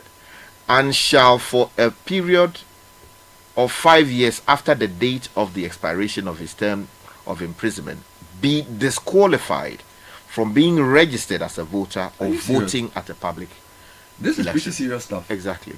So if you are arrested, prosecuted, and convicted, you cannot be registered as a voter for the number of years mentioned, and which means that you cannot also contest in public elections. And in fact, if you read further in the Act, the Electoral Commission is empowered to keep a register of people who have been convicted of these criminal offences to prevent them from voting. But what if in this case the person giving the food is given to a man like a soldier or a policeman? Because the police obviously are the people who are supposed to enforce this law. And they are the ones Okay, I didn't see a policeman, by the way, but I saw somebody wearing brown in the Legon video. So it looks like a prisons officer or fire service, depending on the receiving the packs of food. Bernard, what is a polling station? It says designated area. Yes. It is cordoned off. Yes. Once you enter that space, there are rules around that space. So, for instance, I'll read a message from my friend who says he disagrees with me. He says human behavior can be difficult to control at times, and the sharing of food or items during elections cannot solely be blamed on the Electoral Commission. Ghanaian voters have grown accustomed to taking advantage of election periods, as many feel neglected by their leaders once the elections are over. If security officials are collecting food, then what should ordinary Ghanaians do? But Bernard, the reason why I'm saying that I insist that the Electoral Commission be responsible for this is it is a restricted area. Yeah. It is a particularly designated area. So somebody cannot come and be sharing food in your queue. Cannot come there and be sharing food whilst you are watching the person and say that it is human behavior. You can't do that. The EC officer has to tell the persons, the candidates, that we do not share food here. We do not distribute money here. How is it even that persons in queues to vote are coming into contact with persons who are not there to vote? This is a very big issue. We'll come back to it. But it's 5 minutes past 8. Let's bring you tech and social media trends, and then we'll continue with this discussion. By Telecel More Money promo that's exciting at its peak. Over 50 winners have already walked away with 30,000 Ghana cedis each in a weekly draw, getting closer to rewarding one customer with a grand prize of 1 million cedis in a Telecel More Money promo. All you have to do is to keep purchasing data, airtime, reload your fixed broadband, get closer to becoming that millionaire. Dial star 500 # send win to 500 or visit the Telecel Play app to opt in for free. T's and C's apply. The promo is regulated by the NLA on the Caritas Lottery platform. Telecel is connecting energies, and if you want to send money to Gambia, Guinea, Liberia, Nigeria, and Sierra Leone, it's easier now through the Pan-African Payment Settlement Systems PAPS. You can send money and receive same for all purposes. All you need to do is to visit any First Bank Ghana branch nationwide with your cash, and your money is transferred. To receive the money, all you need is a First Bank Ghana account. As another way we are putting you first. For more information, please call 0596 921 921. All right, so Nathan, what's trending? Well, you can imagine, special voting is trending. So I think 14 regions, experienced the voting. The voting was done in 14 regions. Western and Eastern are outstanding. Those regions will be dealt with later. So in line with election and election-related themes, Ayawa's West Wogon is trending. Lady Alasan is trending. John Dumelo trending as well. And you have other election-related themes. So yesterday, Fia Odo also got into the trends. She said Dr. Baumia was going to win the election. So people were talking. She endorsed Baumia. Yeah, so it generated a lot of chatter on social saying that, but were these same people not saying that the government had not done well and they were unhappy with the government? All of a sudden, they are saying that people should vote for Dr. Baumia. So it's generated a lot of chatter. Okay. Yay! Anyway, so all these related matters, EC, all of that trending as well. Let's do some tech news. And China and the US, it looks like these two countries will not stop going at each other. Now, the Chinese government has slammed America's introduction of a slew of export controls on US-made semiconductors that Washington fears Beijing could use to make the next generation of weapons and AI systems. The new measures unveiled by Joe Biden and his admin have raised the political temperature between the world's top two economies ahead of the imminent inauguration of Donald Trump. China leader Xi Jinping has made self-sufficiency a major pillar of his economic strategy to make China a tech superpower. So if you are listening today and asking yourself, how does this concern me? Well, it does concern you. The semiconductors and chips are the things that go into your PCs, your phones, and your devices. Now, if there's a trade war between these two countries, the prices of your devices could escalate. And you have to think about that, and think about you may think it's far away from you, but it's actually closer to you than you can imagine. And for those who want to use certain devices, they may not, for example, work in the US. You buy it from China, it may not work in the US. You buy it from China, it may not work here. So all of these are fallouts from the quote-unquote chip wars happening between the US and China. Wonderful. Thank you, Nathan.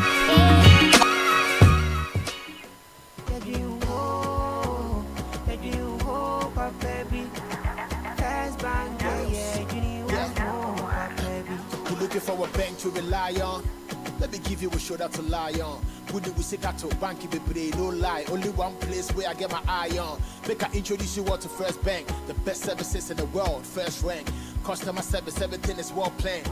I make music, I travel, I sell land. They be my reserve 10. Cause every time I know my money's safe. Universal banking, it's in me here date. I'm a busy person, me no need time to wait. Now I got to Spain, even when I'm in the States. My me blue shirt. They tell me office a chilly, but who cares? Cause I bank with the best. I'm lucky, I'm too blessed. When it comes to First Bank, it's too west. Everything is you first. Nobody feed you, I'm like us. First Bank will treat you first. Treat you first.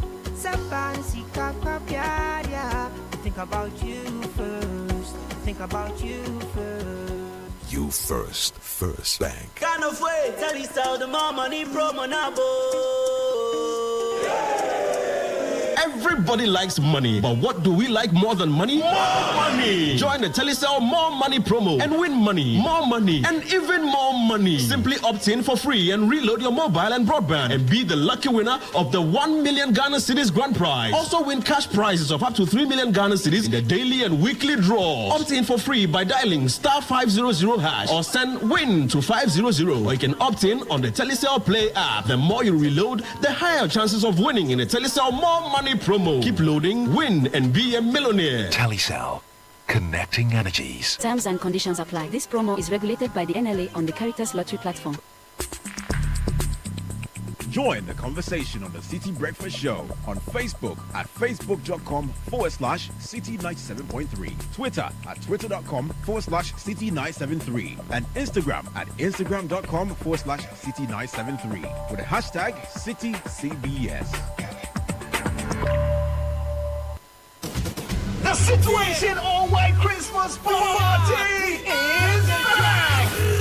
It's Christmas Eve, forget the usual. I step into a celebration like none other. The Situation All White Christmas Party is taking over the city with music, magic, and memories waiting to be made. Think cozy vibes, electric beats, and the perfect blend of festive cheer and wild energy, all in one space. Date 24th December 2024. Venue Beyond the Bridge, East Legon. Time 8 p.m. Dress code, it's an all-white affair. Come and dance like nobody's watching. Sip, mingle, make merry, and unwrap the ultimate Christmas Eve experience. Dress to impress, bring your holiday spirit, and let's make the Situation All White Christmas Party unforgettable. Call 0205-973-973 for table reservations and get ready to party. It's going to be lit at the Underbridge. The Situation All White Christmas Party 2024 is powered by Channel 1 TV with support from 97.3 Citi FM and proudly sponsored by Ceres and Orica Ghana, sole distributors of Carlsberg beer and Kiss drinks. We gon' celebrate your party with you. Come on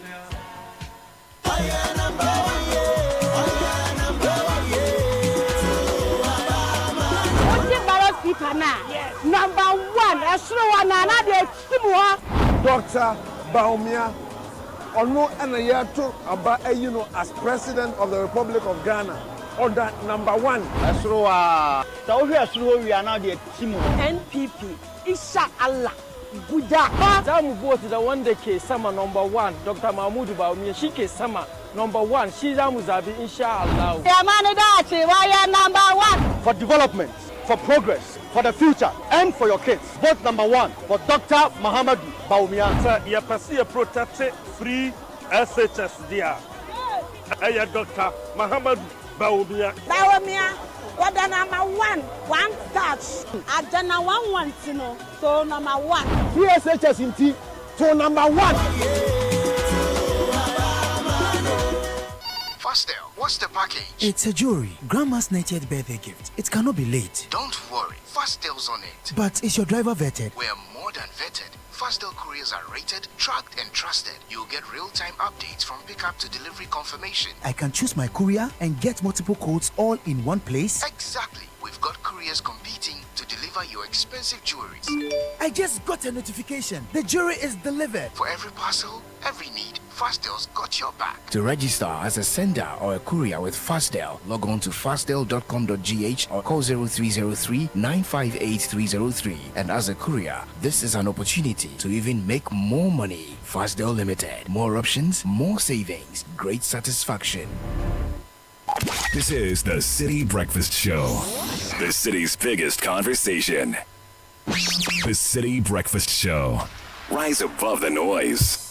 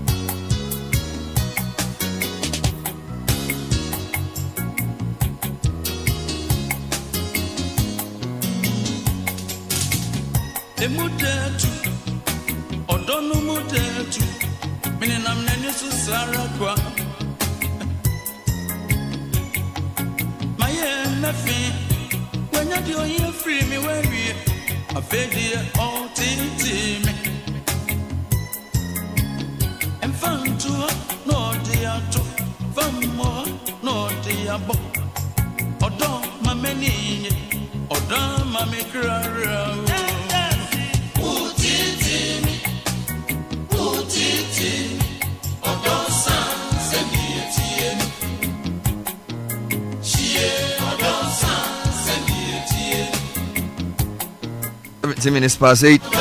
The new order of retirement is here. You can retire on your own terms with a guaranteed monthly income for the rest of your life. Yeah, simply invest a lump sum into the Old Mutual Retirement Salary Plan today and start receiving monthly income to enjoy the perfect retirement. It's that easy. The best part is you get to enjoy salary increase 16% this year. Call Old Mutual on 0504 534 333. That's 0504 534 333, or visit oldmutual.com.gh or dial star 789 star 01 hash to request a call for Brapa Ahuntonkwa.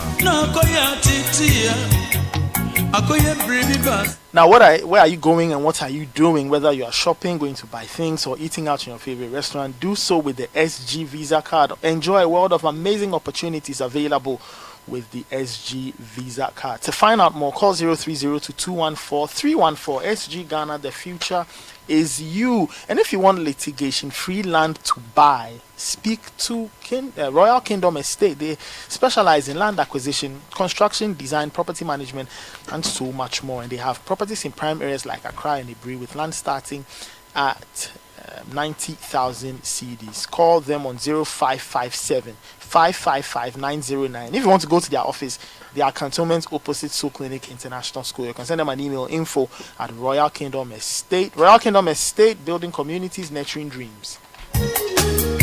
Some comments coming through on this matter as we move on. Okay, so Courage from Kofodia says, I hope we don't just casually discuss the issue and move on. This one is quickly investigated and culprits must be punished. Okay, that is all we can do. We can just discuss.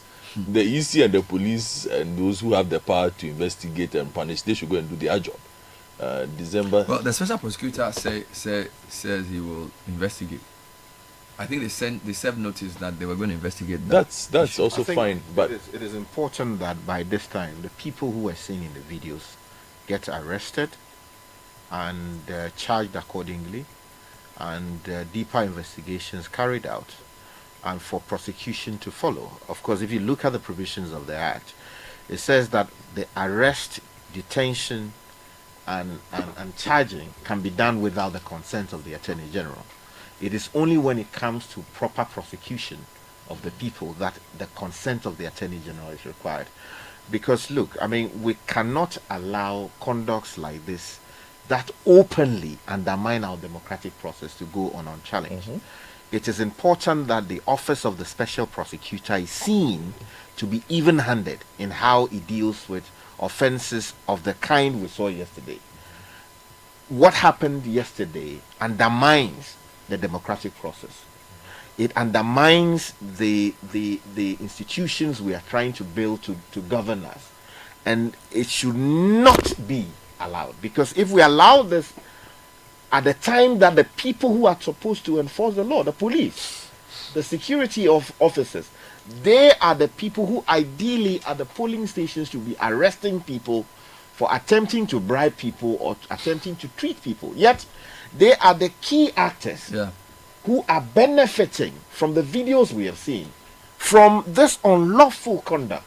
It is heartbreaking, completely unacceptable.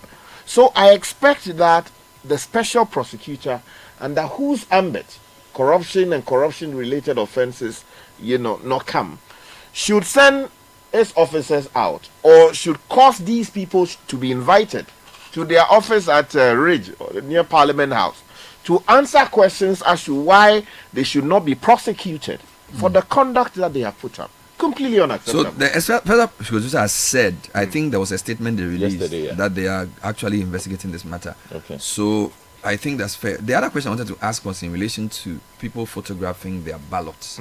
But that is also an explicit offense, because that has also come up. Yeah. Your ballot is secret. So I take you to section 49.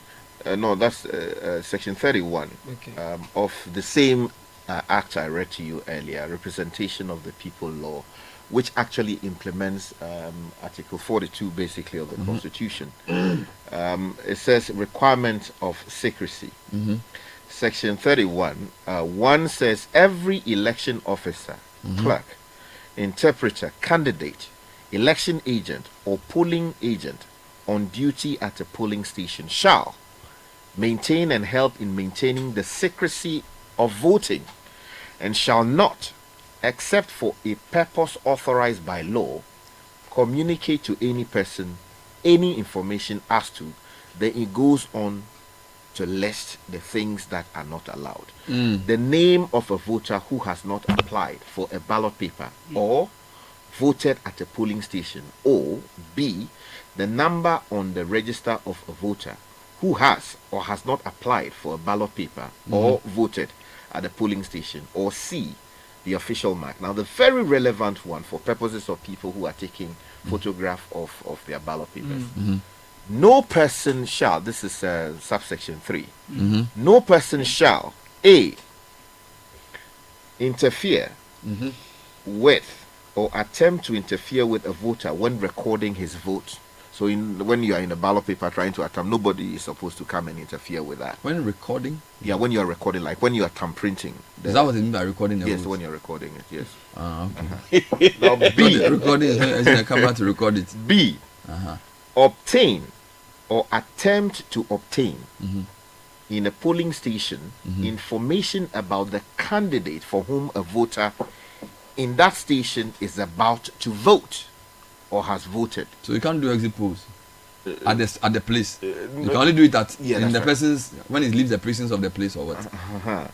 Then C says communicate at any time to any person any information obtained in a polling station about the candidate for whom a voter in that station has voted, or is about to vote, or about the number, if any, on the ballot paper given to a voter at that station, or D, directly or indirectly induce a voter, which is the very relevant one here, to display his ballot paper after he has marked or selected it so as to make known to another person the name of the candidate for whom he has or has not voted.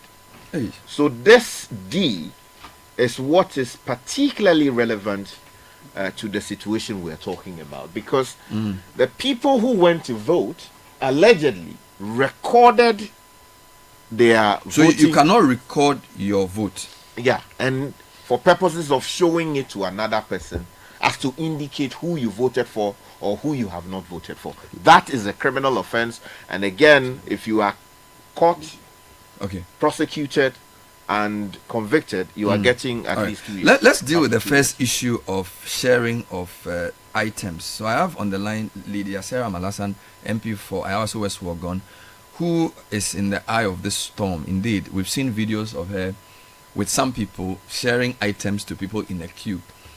Good morning, Honorable Lydia. Thanks for joining us. Good morning. Well, and good morning to your listeners. Good morning to my constituents. Great. So I've seen a video of you in the queue yesterday at the Legon police station polling station with some other people giving items to the people in the voting queue. So we saw water, and then we saw a white bag which was being handed over to, these are prison officers in the queue. What were you doing there? Was that you in the video, and were you actually at the polling station in the queue giving people things? Thank you very much, Bernard. Bernard, yesterday, as you're all aware, is special voting day, and as a stakeholder, I have to be there to also monitor and supervise the process. So yes, yesterday I happened to be there.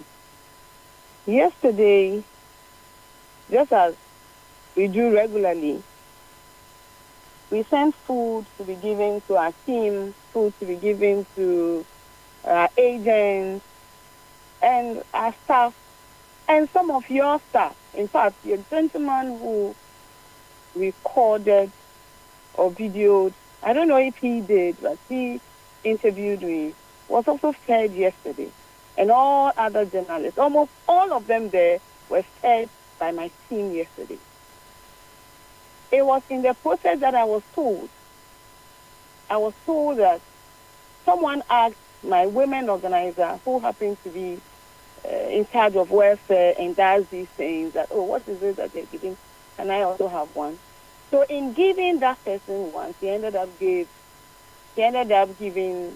a few others also.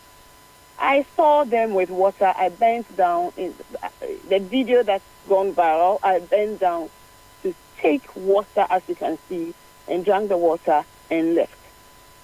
After I left, I was told there was an incident. I was not there. I didn't know what happened.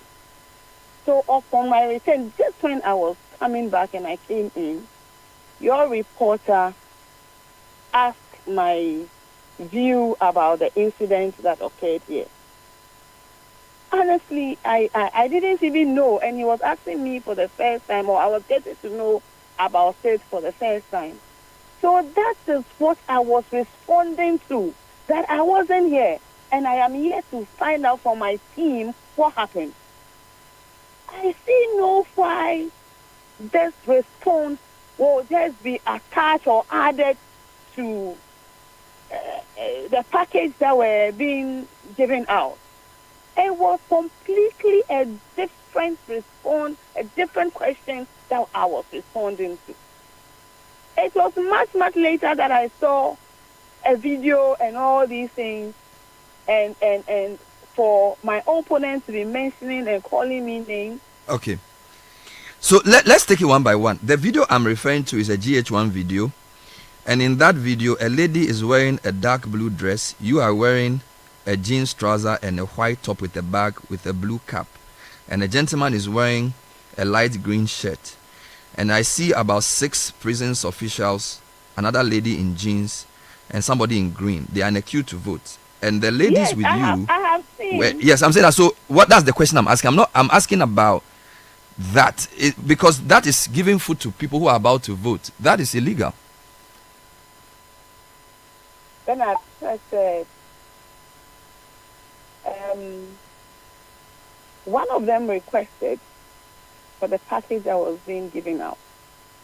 And in giving it to him, the lady decided, out of a good heart, that others may also be in need of it, and so decided to give it out to them. And yes, I happened to be around. I took water, but the request didn't come to me. It was later that she told me that this is what, when all of this was going round, that she told me that this is what transpired. So, but Section 32 of the PNDC law on representation of the people is very clear that giving food or water or money to somebody who is about to vote, who is voting, or who has voted is a criminal offense called treating, and that should not be allowed. So what the lady was doing there with you is actually a criminal offense. Are you aware? Hello, Bernard. Yeah, I'm saying that Section 34 of the PNDC law on representation of the people is very clear that giving people in a queue before they vote, during voting, or after voting, food, drink, money, or entertainment is a criminal offense called treating, and is an offense punishable either by a fine upon conviction or of a jail term. So it's a criminal offense to do what was being done there with you and the lady in that queue. Bernard, you didn't see me giving out a package to the people in the queue. You didn't see me doing that. I took water, and so she was asked. It was a request that came to her, and in an attempt to provide that, she ended up giving to 2 other people, or 2, 3 or more other people in the queue. So yes, she will deal with it. Okay, the law doesn't say whether if the person asks you or not. The law is clear that if you give somebody food or water or money whilst they are about to vote, during voting or after voting, is an offense. So whether she was asked or not does not arise. And you as an MP who is a lawmaker standing there seeing her do that and not doing anything about it is actually also a problem. Bernard, as you clearly said, didn't see me giving it out to them. And Bernard, for me, yes, that one is also there to be handled, and that one is there to be dealt with. I was told the office of the speaker was there yesterday, so they would definitely handle that part. But the part that affects me is what your reporter asked me. The response that I gave to him, he ended up doing something else. And that is not good. That definitely is not good. We are in this season. We must all be mindful about it. I am a person of peace. I continue to preach peace. I continue to demonstrate it. So when people do things that try to move away from that, it hurts me. It hurts me very, very much. Okay, let me understand what you're saying. You're saying that my reporter interviewed you afterwards on a different issue, but the story was presented as having been about the food sharing, for which you are not happy. So no. So what is out there is like I was asked about that. I was there doing it. I was in the middle of it. and I denied it. Okay, so he was asking you a question about a different incident. Yes, and I said I wasn't there. I'm just coming. Fair enough. So that is clear. So I think that point has to be made. No, that but I want that to be clarified. I want. Okay, so and that's why I'm putting you on air. So you're saying that your response to our reporter, when he asked you whether you were there and you said you were not there, had to do with the security man who was allegedly. It was not even the security man. There was an incident that when the NDC raised an issue, there was an incident there, and that is what he was trying to clarify for me. And I responded to him that I wasn't even there. So for you to put that together and say that I was asked about food sharing, and I was right there in the middle, and I'm denying that I wasn't there. Okay, fair enough. So we have made the point that you did not deny that you were not there. You've actually admitted that you were there and you were drinking water. I've seen you in the video. The lady standing next to you is supposed to be your agent, correct? She's a women organizer. She's in charge of welfare, and it's her responsibility to ensure that the agents are reps and everyone concerned is fair. You see, we go there from morning and end up leaving there sometimes at 8 or 10. Yes. You can't keep people. Yeah. First, now that practice, that welfare practice that your women organizer was doing is a criminal offense, and I'm putting it to you that whether she was there for welfare or not, the law says she can't do what she was doing, and she was doing it with you standing there watching her as you drank water, and she gave about 5 people the same package. The law enforcers will handle that bit. But what I want to clarify is that your reporter misquoted me and misrepresented the case, and I want to make that clear. Yes, we will definitely correct that. But do you condemn the action of your women organizer because she was sharing food to security people in a queue? I do, before they vote. I'm saying that I'm glad the law enforcers were there and they will handle it. But the law enforcers were the one collecting the food, so how would they handle it? The special prosecutor was there also. But is this a practice that has to stop? Because when you said this is something that is normal, but clearly it's a violation of the law. The normal practice that I said is that both parties across this country, we make provision for officers who are coming there to work. We make provision for even journalists who are coming there to work. And ask your reporter if we didn't provide that for him. Well, I cannot confirm that here criminal? Because you are not supposed to give. Yes, you are not supposed to give. You are not supposed to give. No. You don't have any evidence that my reporter took anything from you. So I don't think it's fair for you to come on there and say my reporter took food from you. The video evidence is very clear. Your women organizer was giving items to people in a queue to vote. That's the evidence we have. That's what we are dealing with. Whether I give people afterwards is not really the issue. And I'm asking, as a lawmaker, are you aware of this law? And do you condemn the action of a women organizer because it sets a wrong example? You should not be giving people food in a queue to vote. I do it all at the same time. And that I'm glad special prosecutor was there and they will handle it. They are handling it. That is why they came there and they will investigate it and they will handle it. Now, even my reporter did not take direct food from you. In fact, we've spoken to him. What did he say? So according to Samuel Akom, the food was given to the district commander who was there by Madam Seyram's team, after which the district commander called the reporters who were on duty to his office and distributed the food. So that's not people voting in a queue that they were collecting food. So when people are doing things out of good heart, people are doing things, they see that as my mother, they have been there since morning. They needed to refuel. And if we do that, should that be used against us? No, you can't. Whatever you are doing out of a good heart should also conform to the law. So, I think the voting area is a security area. It's a special area. So to be seen to be giving people who are about to vote food, that's why the law states that explicitly. I'm not the one writing the law. So there are other ways of making people comfortable, but to the extent that the law is clear that when somebody is about to vote or is voting or has just finished voting, they should not be given those items. I'm not the one creating it. It's a law that was passed and it's part of our laws. So as an MP, you should be condemning the actions of your women organizer and asking that nobody should do that. I did that, Bernard. I did that. So can we take it that going forward, this practice will not continue of sharing food at polling stations?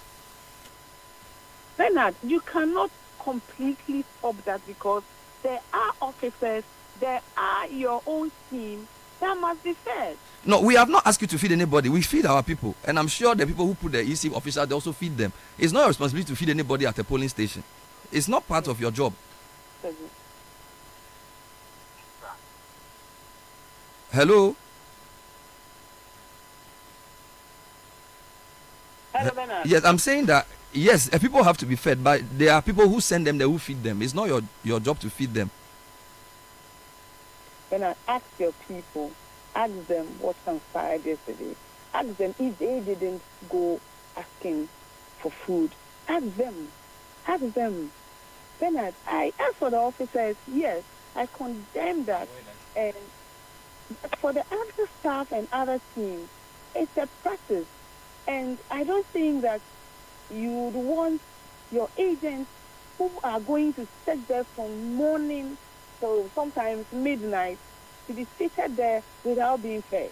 Fair enough. How would they survive? Well, the people who send them there will decide. And also, let it not seem as if I'm picking on you. It's because a video has come out with you in it. You've said that this is something many people do. And so maybe this is a good example for us to educate the world that a democracy of 31 years old should not be seen handing food, drinks, and whatever to people who are about to vote, particularly men in uniform. It sends a very bad picture about the kind of democracy we have. A good heart notwithstanding, we cannot treat people in this way and expect that people will believe that we are practicing the right democracy. Is wrong. Yes? So Bernard, if you happen to be there, you happen to be the welfare officer, and you have water, and there are people in queue asked you for water, would you deny them? So maybe let me make it practical. Bernard, maybe if there was Bernard, just give me that response. I wouldn't send the water there, so I can't even answer. What I'm saying is that if there was if you go to a voting booth, everybody has a responsibility. The reporter's job is to go and cover what's happening. The voter is to vote and go home. The agent is to observe the process and report it. There's no role for a welfare officer in that process. That welfare officer is your internal arrangement. And whatever the welfare officer does should not violate any law. So as for me, whether I will give somebody water or not is not really the question. We are saying that our voting process should be clean and given particularly security officials, which is the problem. This is special voting. So imagine if we have just normal Ghanaians. If security officers need food for standing in the queue for 20 minutes, then what do ordinary unemployed Ghanaians demand? And how can we continue? That's the point. So it's not about me picking on you, and it's not about me trying to be unreasonable. The law is clear, and we must all obey it. That's just how to build a democracy. Simple. Are you there? Dad, I am here, and as I said, you're trying to defend your guy, but I've made my point, and I thank you for the opportunity. Thank you for clarifying as well, and also the error the reporter committed is regretted, and the right corrections will be made. I can assure you of that. But there appears to be a deliberate attempt by my opponents to constantly pick on me, constantly insult me at the least opportunity. Not too long ago, we were all in this country when this gentleman was given opportunity to express himself at an event. He picked on me and started saying things. A woman who is still in pain with so many children. My children are in school. This young man sat on TV and said that I killed my husband for votes. Well, but those allegations were not made here and should not be repeated. Actually, they shouldn't even be repeated. If those allegations were made, they are completely unacceptable and despicable. Sat on your TV and mention names and use words that I can't even repeat here. And this same young man is the one who wants to lead this constituency. My constituents are. I am a woman of peace. I do all this. I continue to maintain the peace. I respect my constituents. I wouldn't do anything that will tarnish this high-end reputation. This constituency is an elite constituency. We have all kinds of people here. Let's respect them. All right. We apologize for any distress the whole process may have caused you in terms of the reportage. And as I say, this was a chance for you to clarify the reporting and also to comment on the video, and we have done that. So I want to thank you for your time. And I stand for peace. Honestly, I encourage my constituents to come out in their numbers on 7 December to vote and vote for peace, vote for development, vote for progress. I have been able within these 4 years brought numerous developmental projects into this constituency. We didn't used to have a secondary school. For the first time in the history of this constituency, we are commissioning our constituency, our secondary school or our SHS. This is progress. This is development. Then that you have driven across this city, you have seen that the road network in my constituency is one that has been paid attention to. We have added, give me 2 minutes. Go ahead. We have added many schools to the schools that we had here. We have constructed hospitals. I have personally paid for over 2,000 students, over 2,000 university students. Yes. Thank you, sir. Thank you, madam. And I just need to clarify that we have spoken to Sami Akom and he never asked anybody for food. Godfrey spoke to, where is he? You spoke to him this morning? I spoke to him. Yes, so the allegation that our reporter is not correct, but we have dealt with that. He explained that food was given to the police. The district commander. To share. Yes. Good. Now, and I need to make a clarification again. So, the MP felt aggrieved that an interview is given to our reporter on a different issue was sort of turned around, aired as part of a separate issue, because there was already an issue around an incident that occurred, which our reporter interviewed her on. And in the editing, we don't know whether it was an error from him or from the editing team. There appears to be. So basically, she's saying that she did not deny that she was in the queue, but the interview was suggesting that she denied it when she was seen Philly in the queue, which she was trying to correct. So that's point one. But point two is that now being in the queue, her women organizer standing next to her was sharing items. What we see in the video is her drinking water. So if you look at the video, you don't see her actually handing over herself personally the item, but you see her women organizer in blue, dark blue, handing those things over, which we managed to extract a condemnation from her out of. But I think we need to make this point very clear, that you see the fact that something is normalized, because it sounds like it's done everywhere and it's a normal thing all politicians do. So why are you picking on me? Well, the video showed you and your organizer in that queue. So it's a good opportunity for us to learn. Do you follow my logic? So I don't want anybody to see this as all the reports of sharing of items everywhere else. Why are we picking on only this person? This is the video that has come. And the video she has not denied. Which is why this is a very important interview, to make people realize that these practices we do, which we have normalized in our democracy, has to stop. You see, Bernard, I've watched the video several times, and I've also heard Madam Siriam's explanation of the situation, and it goes on to reinforce the point I was making as to why the EC needs to be strict. See, in all this, if the EC had done its job, because even when you watch the video, the EC officials were less than a meter away. They were seated from the distribution of the food and water by the so-called welfare officer, the women's organizer who was there. Yeah. They sat there and did nothing. Because we understand from what Sky has said, there is no way a candidate in an election should even be that close to a voter in the first place. Yeah. Whether she was drinking water, whether she was stretching her legs. There are boundaries. She was basically in the face of prospective voters. Yeah. It is wrong. Yeah. Okay. Third, this normalized, we are giving food to people out of the goodness of our heart, per the law, corrupts. Why? Because it is not the norm. In the everyday life of that voter, are you the person who would buy the person, him or her, food and water? No. No, I'm just saying, forget that. Even if it were Sky and I and Bernard and yourself in the queue, are you the person who buys me water on the daily? Are you the one who gives me food at lunch? No. So why is it that suddenly on the day that I am voting, you find it out of the goodness of your heart to provide me food and water? That is because perhaps you want to get something from me. That speaks to a transaction. That speaks to clientelism. That speaks to the quality of the elections that are being eroded that we are talking about. Very important. We need the EC, same as they did yesterday. Based on this, they shouldn't let this go. Issue a statement to issue a statement clearly to the officers and say, no food on Saturday, items, nothing. Nobody should put up a kitchen in any of the polling stations. Yeah. Parties and their agents, they know how they get fed. Yeah. Reporters, when they are going, they know how they get fed. You've covered elections way longer than I have. I've run elections at other media houses that I've worked at.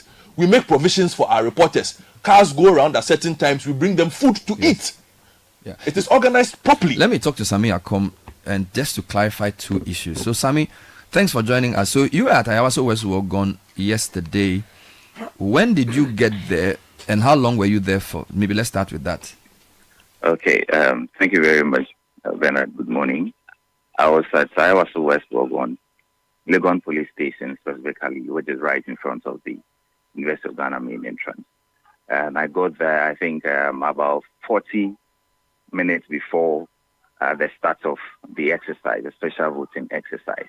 So I witnessed when polling agents were verifying the details and the items to be used for the election, together with the Electoral Commission, before at 7 a.m.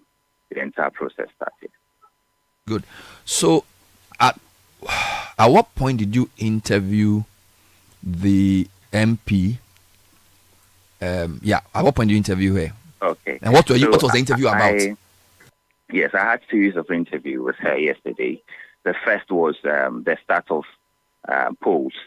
I mean, because polls had begun, I had to get their thoughts. I spoke to her. I didn't speak to her alone. I spoke to her opponent, John Dumelo, as well. That was the first part of the interview.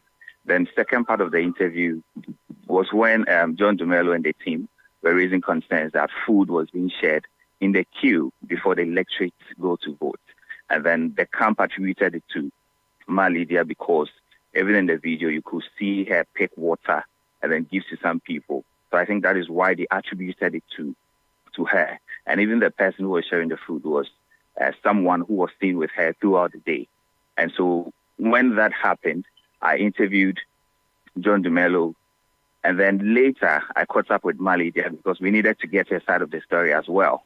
So I met her and then I interviewed her on the issue. So while interviewing her on the issue, and then she chipped in the security officer at Legon, who was seen in a viral video saying all what he said. And she was clarifying that even that person as an NDC executive, and so that video shouldn't even be taken into consideration. And that it is her opponents who are trying to use that video against her. So she spoke on that. And then she spoke on the food, also saying that personally for her, she had been there since morning. And then at a point, she just stepped away. It was when she stepped away that she came to hear that this is what has happened. So it was one interview, but she answered two questions. Did you ask her specifically about the Legon security issue, or she volunteered that information? She just gave it out. She just said it. She just mentioned it. So you were interviewing her on the allegation of food sharing. Yes. And in the course of that interview, she made that point as well. Fair enough. But in your report, the response that I heard you play, where she said I was not there and the guy's an NDC guy, that report in relation to the security man or in relation to the food sharing? the part where she says she was not there and that she had been there since morning, that part is for the food sharing. I have the full tape. I think if it will be needed. The full audio or video says that she had been there since morning, and all of us could confirm. That was in the interview. That was according to her. And that it was only during that point that she stepped away briefly. And when she returned, she came to meet that. So she doesn't really know what has happened unless we brief her. So in your report, you captured both her reaction to the food sharing and a reaction to the Legon security issue. The Legon security issue, yes, please. So it appears people may have cut that part on the security issue as her denying that she was there, for which is upset that that aspect was in relation to something else. Because it looks like there's a social media video trending of that response as well. But was that edited by you, or this is basically online? Because I think she accused you of essentially using that response in relation to the food sharing, which you're saying you did not do. But when you look at the report, right, you realize that her inset was quite short, and then it was in two parts. The first part was when she was saying, "Oh, it was propaganda. I mean, it has been propaganda in this election," and then she has a good temperament. I remember she said she has a good temperament and all, but in terms of the food issue, she was not around. She stepped out briefly, and then she returned only to come to hear that. So unless we brief her, that is what is captured in the report. Wonderful. She also accused you. She said you people ask for food, and that she gave you food, or that you were giving food, not she, that you were giving food that you asked for. Did you ask for food at the program? It was really surprising to hear, because Bernard, the whole day we were there, right? Journalists, our companies provided us with food, water, and all. And I can tell you, around 8 a.m., the electoral commission officer came to us and was like, "Oh, so journalists are speaking to the police commander.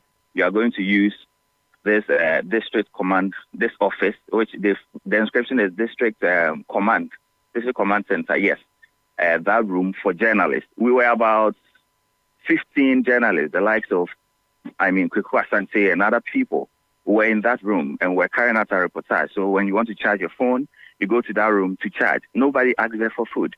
So I was out doing my usual things. Then when I got back, they mentioned that she has sent a welfare person, someone has been there to give 17 packs of food. And 17 packs of food, she did not even hand it over to me. It was to GH1, it was one of our reporters, one of the reporters.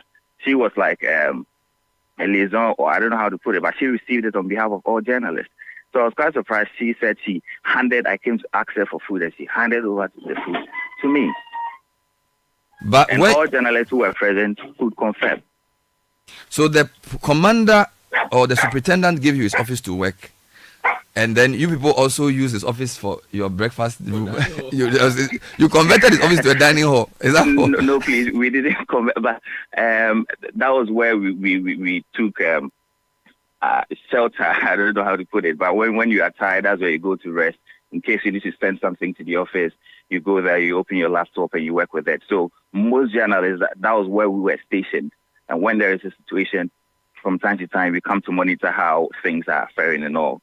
So it wasn't. Okay. So when did you leave the place eventually? At the end of polls, I left after they sent all the ballot boxes. They secured everything at the Legon police station. The polls ended. I sat for a while waiting for a car. Company car came, picked me up, and then we left the place around 6:58. Yes, around 6:58. That was when we left. Even at that time, I remember another incident happened with the incumbent MP. I think a reporter from GH1 sent a story, and she and her team were on her to pull the story down because they said it was not really as it was. So that situation happened. We had to speak to the police present to go and settle the matter and all before they allowed him to go. So all of that, I think I was the only journalist I was the last journalist to leave the place at 7:1 under the supervision of the police commander. She even came to ask, "Oh, are you okay? Is your car coming?" We confirmed that yes, it is coming. And then the car came and we left the place. So finally, in retrospect, the way you treated the story, do you suppose there's a better way of doing it so that the confusion, of course, that's not the main issue here. The issue is about food sharing. But to the extent that there's been some confusion about the insert, is there a way you're going to deal with it in future, or essentially to bring more clarity? Yes, I think for clarity, probably because the minute or the seconds was quite short, so people will cut the part they want to use it the way they want. But if it were the full 3 or 4 minute interview, that would have painted a better picture. So I think going forward, as much as possible, need to cut a part where there is much information for people not to be able to misinterpret it or see it in a different light. Thank you for your work, and I really am proud of your work. Thank you, Samuel Akom, who hosts the constituency and was covering the Ayawaso West Wagon constituency yesterday. And this is all in relation to a video that has emerged of food sharing. And I think Sky has made the point very clearly. Article 34, Section 34 of the PNDC law on representation of the people is very clear that you cannot and should not share food, water, money, entertainment before, during, and after within the precincts of a polling center or an election area. And this is the real crux of the matter. There are other issues as well. But we know they will, which is why, again, we need the EC. Because they issue a statement. They will do it. Saturday, every parliamentary candidate across the country, they have their chefs cooking already. And who are they feeding? They are feeding whoever it is they will feed there. Because, no, hold on. I do know that they give their agents food. Their agents are not there to vote. They are there to work for them. The law Sky read is very clear. A voter. Yes. All right. There's an average of 700 voters per polling station. Yes, please. There are probably in some constituencies 200 polling stations. So if you're going to feed everybody, that's a big undertaking. Bernard, I do not know if they actually do feed all voters. Bernard, I'm not sure if they do. Bernard, all we are saying is let the EC put out the notice to clarify that clearly it is not allowed, that nobody should even get. You see, my concern is how close. Yeah. Anything can happen. No. Yes, true. You see, Bernard, you see, this is special the voting. voters should even be allowed to be in a separate. Bernard, yes. imagine a flashpoint constituency. Yeah. At one of its polling stations, where a candidate gets this close to a voter in the queue. Some way. What will happen? Yeah, you are right. It's not the space. The way that it was messy. You are supposed to be at a certain distance. And by the way, this observe. is a police station. By the way, observe. This is a police station. No. So imagine a voting under a do your job. And Bernard, people are going to vote and they are carrying whatever they've received from the people, and they are going to the voting booth with what they have received. Terrible. It's not a good picture. Sky, let me give you the last word. Okay, you see, this is a major indictment on even the police station that was used for purposes of yesterday's exercise, which is creating this problem. They are supposed to be the law enforcement institution policing the process. That's why Dr. Dampare has been talking to all kinds of people, inviting them for discussions on the matter. What happened yesterday is a major blot. And it is important that the matter is investigated and the people responsible are brought to book. The reason being that for far too long we've seen this thing happen. The OSP, there was a DCE who went to give money allegedly to some people to vote for him to become DCE. The people didn't vote for him, so he got angry and was demanding the money. Of course, we saw video and all of those things of that. The special prosecutor was supposed to be prosecuting it as we speak. The man hasn't been convicted, or nothing has happened to that. It's not traveled the full course of trial, and that is disappointing. So it is important that this matter is dealt with appropriately. And I must say that there are penalties, as I mentioned, for things like that. And where your agent does it for and on your behalf, that is also punishable. The question is whether you knew or ought to have known that what was happening in your name. In fact, in some cases, if the results show that you benefited from this conduct, this criminal conduct, in fact, the election process, the law requires the judge to say that you did not win the election, your opponent actually won the election. So people who are doing this thing should be careful. And I want to make a quick point about those of us journalists, just to draw our attention to the requirements of Article 3 of the GJ Code of Ethics. It deals with professional integrity. It says journalists should not accept bribe or any form of inducement to influence, the performance of his or her professional duties. I'm reading it just for purposes of information. As colleagues go out there to do what they are doing, you should be guided by this particular requirement under Article 3 of the Code of Ethics. And then also, finally, if you look at the general guidelines published by the GJA, there is also a requirement imposed on us that we should not accept inducement and all manner of things. So please, let's be guided accordingly. Thank you. 97.3 FM. When we come back, I'll be speaking to journalist Paul Adom Otri, who has released a very interesting book, 77 Stories That Defined Ghana's Fourth Republic. Now, it's unbelievable. I mean, look, the Kwame Penim story was one of my favorite stories. Mm-hmm. So, the whole issue around his presidential bid in 96 and the court case and the MPP, very interesting. Did you also know that Joshua Hamidu would have been a running mate for Kufuor?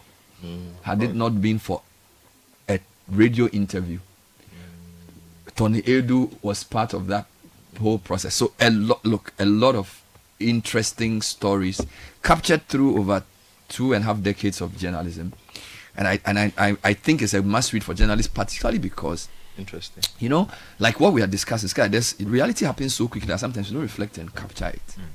So even this incident and other things you've seen, only we know these things because of the privileged position we are in. The backstory to some very, very interesting items. So, for example, Radio Gold and the rivalry with Joy FM in those days, the internal workings of the NDC, the judges who sat on key cases, the election of Peter Alajete to be speaker, the second one where he lost to Bijina City Hughes. All of these are in this chronicle. Wow. A very interesting book. So, speaking to Paul about this. Okay. That's good. And I personally recommend it for journalists because it gives you a way in which you can capture history, what you are going through in a way that later on. And by the way, you know, our Fourth Republic, there hasn't been a lot of, apart from Obeda Samuel's book and a few other books like the Ahoy book, we don't have a lot of perspectives on some of the things we've lived through. A lot of our history has been prior to 92 type of history. All right, so if you talk of a modern history of the Fourth Republic, Obeda Samuel, Kamina Ahoy, and a few others, there are not that many, who try to give you insider. We don't have a lot of that. Right? So for that purpose, I think this book is a must read for people who want to understand our Fourth Republican democracy. Okay. And it's coming very interestingly a few days to the... Actually, it was launched last week, Thursday. Oh, okay. Yeah. That's was it on Thursday or Friday? Friday. It was on Friday. It was at the conference. So basically, 8 days to the election. So Paul will be joining me shortly in studio to talk about this. Will you be sharing food?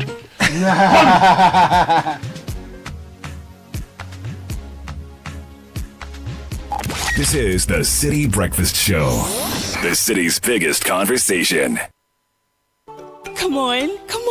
Good boy. Honey, look, he's crawling. Wow. Good job. The new Cerelac Wheat and Maize has the combined goodness of wheat and maize grains fortified with iron, vitamins, and minerals also found in fruits and vegetables. To prepare the new Cerelac Wheat and Maize, just add milk. Enjoy your little one's big moments at less cost. Cerelac, care for them, count on us. This advert is FDA approved. National Health Insurance.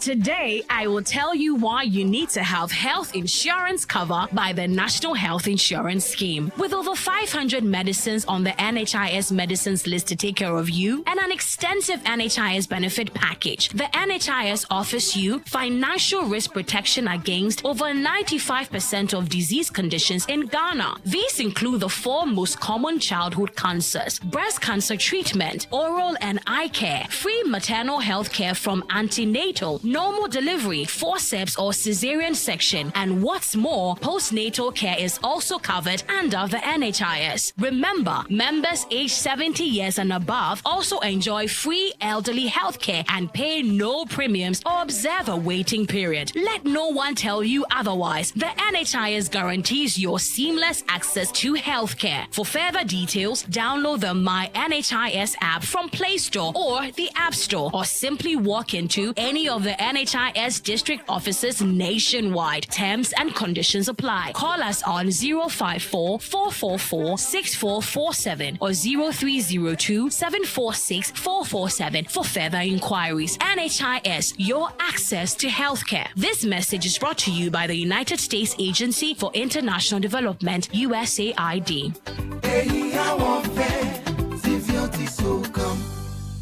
OneXBet values your activity and wants to celebrate with you. Stay with us and enjoy OneX Free Bet, a weekly reward just for you. Sign up at onexbet.com.gh with promo code GHFREE to get a 300% welcome bonus. Bet on the correct score from Tuesday to Monday and get a guaranteed free bet. Millions are already winning. Join your friends and experience the thrill of victory with OneX Free Bet. Gambling can be addictive. Bet responsibly. Not for persons under 18 years. This advertisement has been vetted and approved by the Gaming Commission.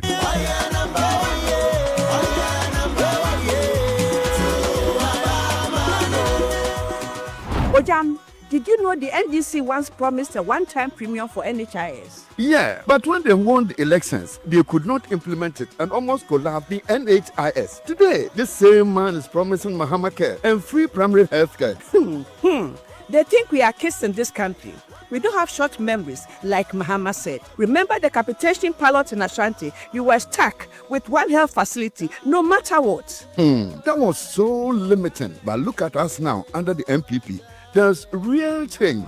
The MPP expanded NHIS coverage to include serious conditions like childhood cancer, sickle cell disease, and kidney dialysis for children under 18 years and old people from 60 years and above. Today, with just a short code, you can renew your insurance. Truly, the MPP has restored our hope in the health system. See, the Agenda 111 and other new hospitals are springing up everywhere. So, this election, let's vote for continuity. Let's vote to protect our health care. We will not fall for fake promises again.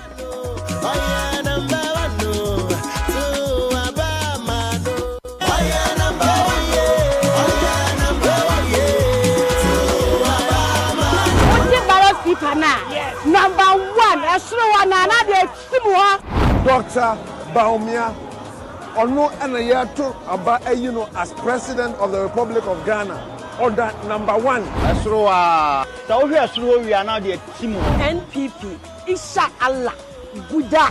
Zamu vote the one that case Sama number one. Dr. Mahmoud Baumia. She case Sama number one. She Zamuzabi. Inshallah. Why number one? For development, for progress, for the future, and for your kids. Vote number one for Dr. Mahamadou Baumia. Sir, you pursue protect free SHS there. Hey, Dr. Mahamadou Baumia. Baumia. What the number one touch. At the number one, so number one. PSHS in T, so number one.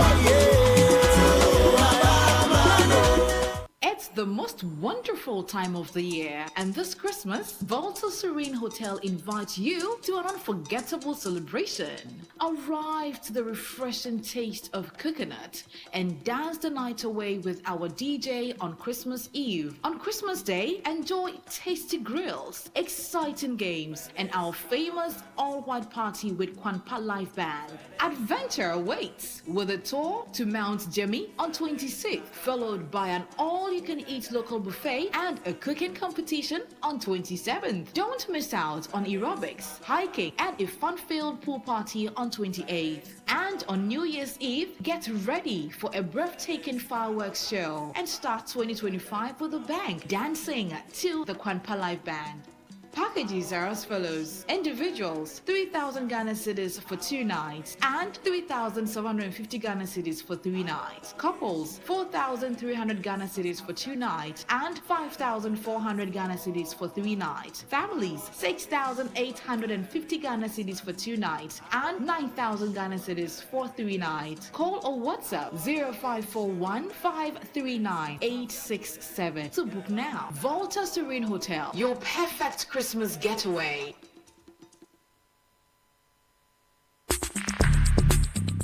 Join the conversation on the Citi Breakfast Show on Facebook at facebook.com/Citi97.3, Twitter at twitter.com/Citi973, and Instagram at instagram.com/Citi973 with the hashtag CitiCBS. This is the City Breakfast Show, the city's biggest conversation. Never big show. Hey. Hey. DJ Juice. See real. I didn't see right now. Yeah. See. Maybe same. Shemin and Charlie me your paymu. I run there if only they knew. It's futile trying to stop you. Ube bregu. Maybe same. Shemin and Charlie me your paymu. I run here if only they knew. You trying to stop me, then Uber break. I'm running in this field of dreams if I start to finish. Cause I'm in it to win it, though it might take a minute. I'm blind it seems cause I see no limits. If I listen to critics, then I might just quit it. But they be that. When it's judgment day, I tell you that I could see answers for yourself, not for me, Muna. What do I look like? The smart ass book type, but make you come test. You could see my shit night. I'm that quick like I have some shit right. No Takashiba come. 9:15, City Breakfast Show. All right, so I'm here with Paul Adomacho. Before I talk to him, the season to spread love and joy to the ones who matter most is here.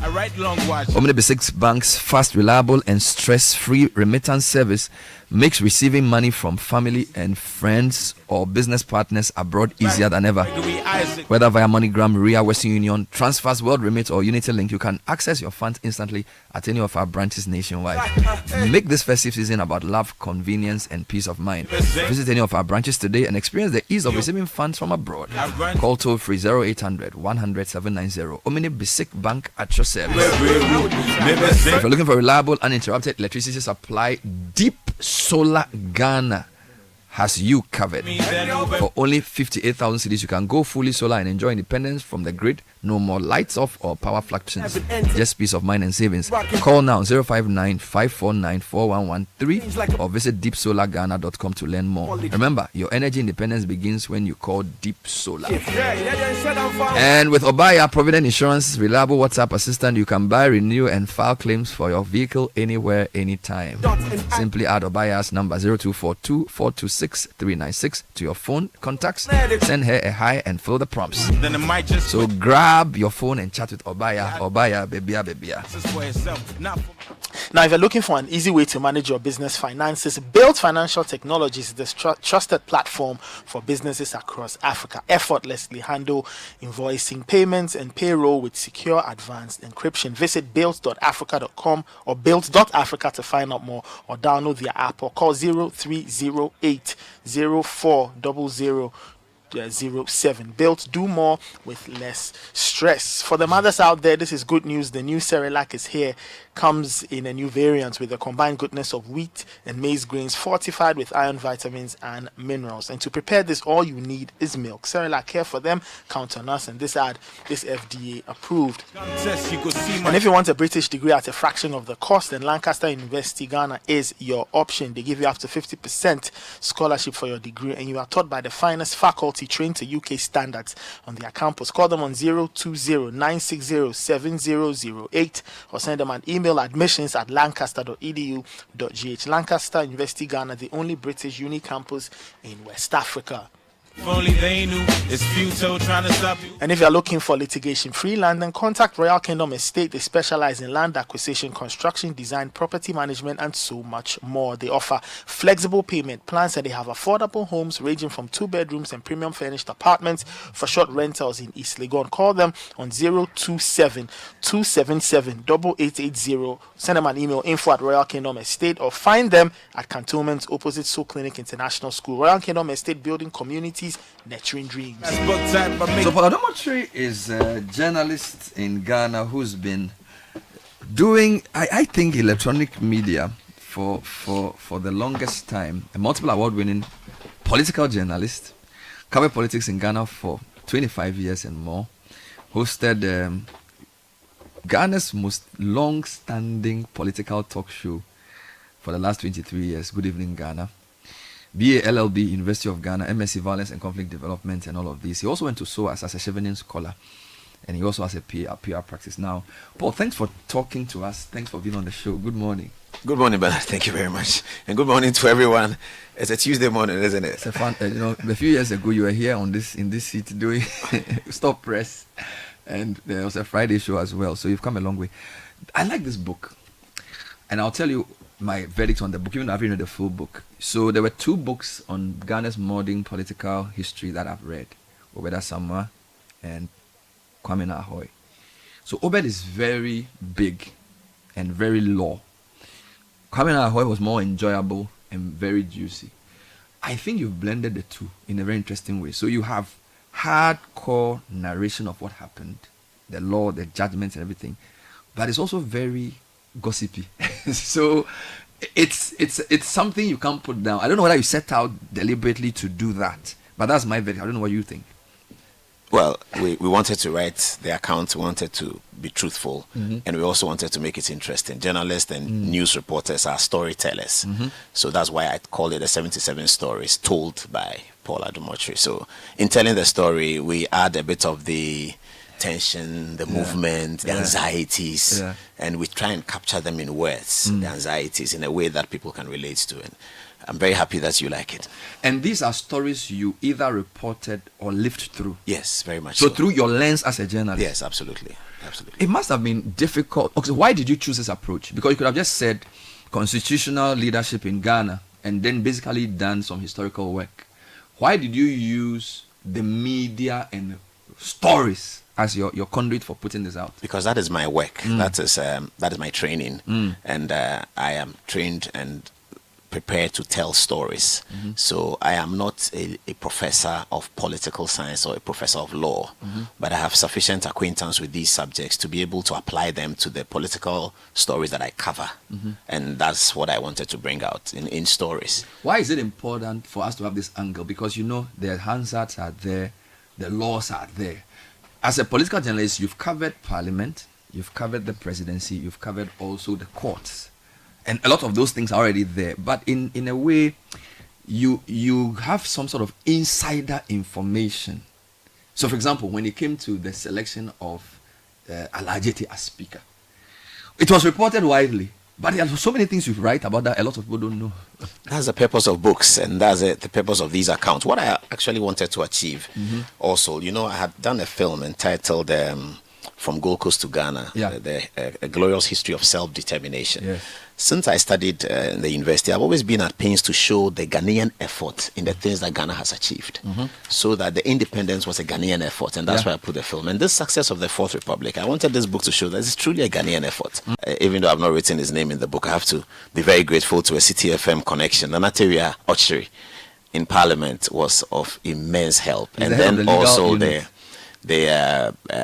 the press, the leader of the press corps in Parliament. Okay. He also was very instrumental. I'll call Nanateria after our looking for Hansard, and as soon as I call him, he knew why I was calling him.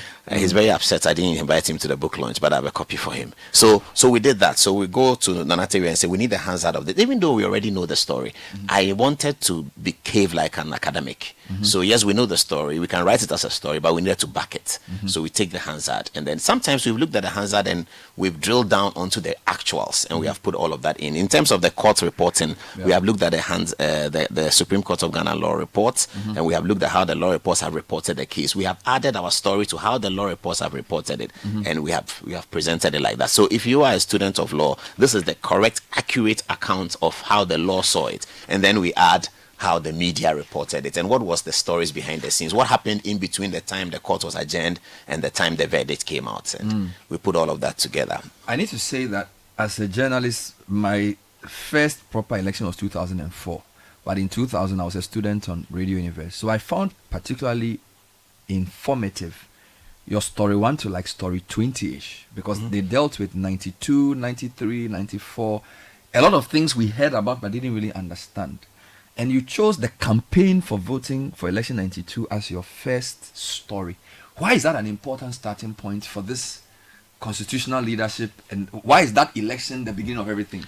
I think what was really the beginning was the court case about the political parties law. That's the preamble. Yes, that's where the real game started. The introduction. As soon as the ban on political parties was lifted, the political parties law was procured by the PNDC. The political parties law was very interesting because the PNDC were concerned, and apart from Obed Asamoah writing in his book, he told me in an interview, the PNDC was concerned that coming out as a new party, they will be overwhelmed by the existing parties, the UP tradition and the CPP tradition. They wanted to break that. So they said in the political parties law that no one can use a name of a political party that existed. Interestingly, Komla Gbedema went to court, and who did he hire as his lawyer? Nana Akufo-Addo, to go to court. And this was a very interesting case. So the case was heard in the morning.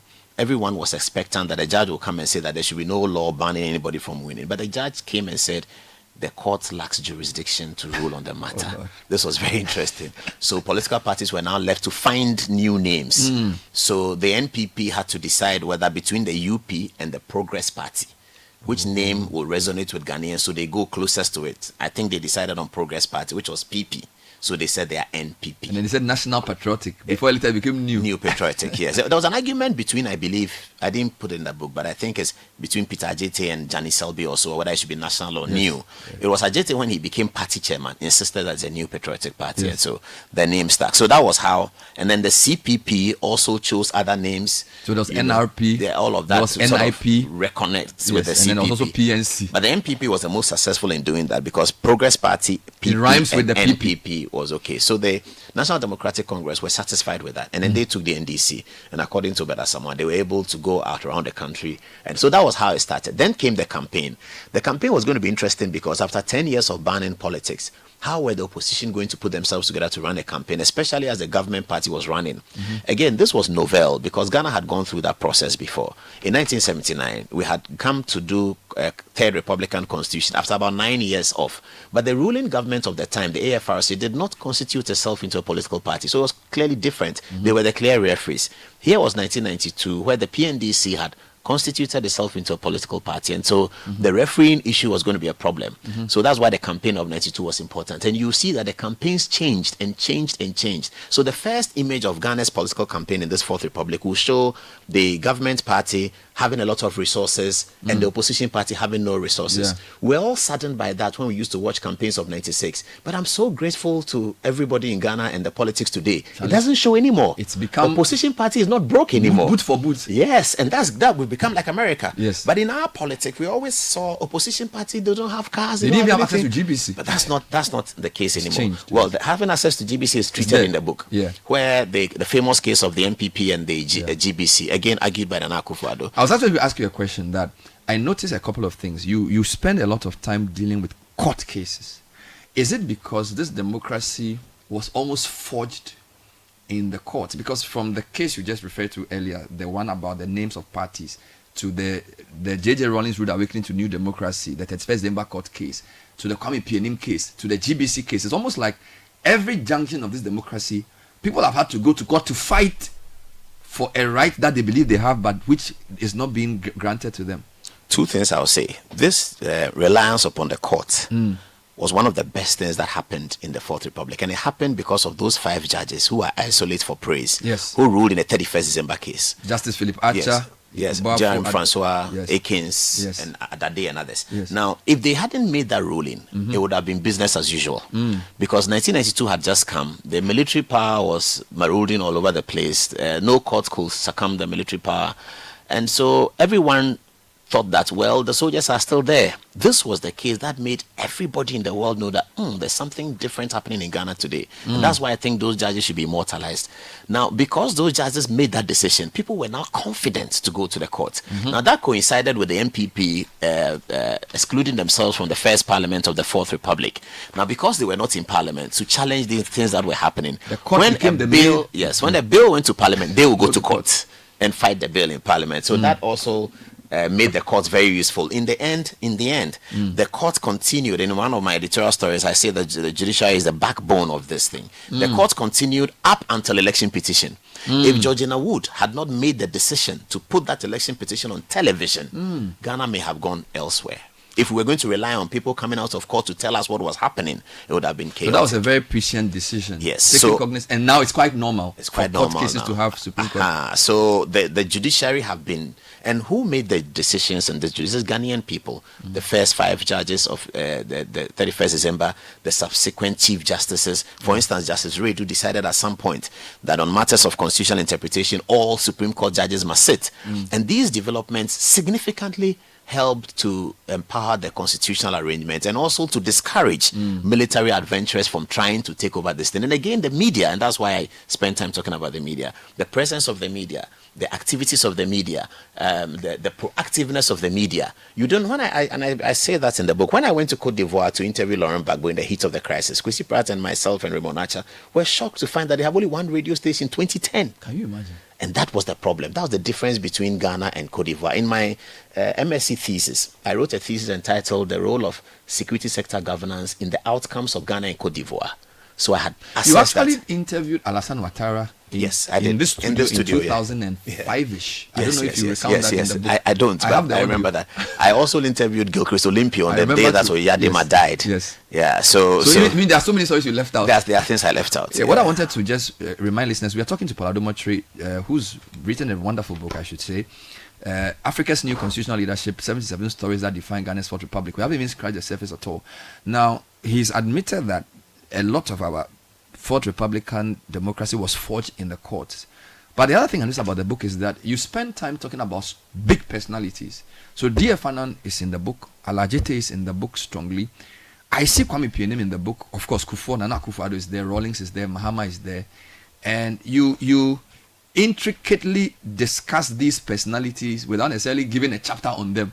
So it's almost like the things they did and what they stood for. I suspect you have a lot of admiration for D.F. Annan and Alajete. Why? Especially D.F. Annan first, certainly Alajete as well. But D.F. Annan in terms of the speakership, as it says, he's the only speaker who has done 2 terms in this Fourth Republic. And that's why we have 8 parliaments but 7 speakers. Now, Justice D.F. Annan started with the 1992 process. He was a big sounding board for the PNDC, if you read Obed and Kwame Ahoy. So he had come in with a responsibility to make sure that this ship of democracy doesn't sink. He gave himself that responsibility. As a former Court of Appeal judge and a former Democrat and a former UP member, he was insistent that this democracy must succeed. And it was him who had power over Rawlings to be able to manage the expectations of the military junta. And I think D.F. Annan did that super excellently. It is important that we have to build a monument for this man, put it in parliament, say the first speaker of the Fourth Republic. This guy was excellent. Imagine him, and if you compare to what has happened today, imagine him in the story that I put up about Kwame Pepra. Now, Rawlings had won a second-term election.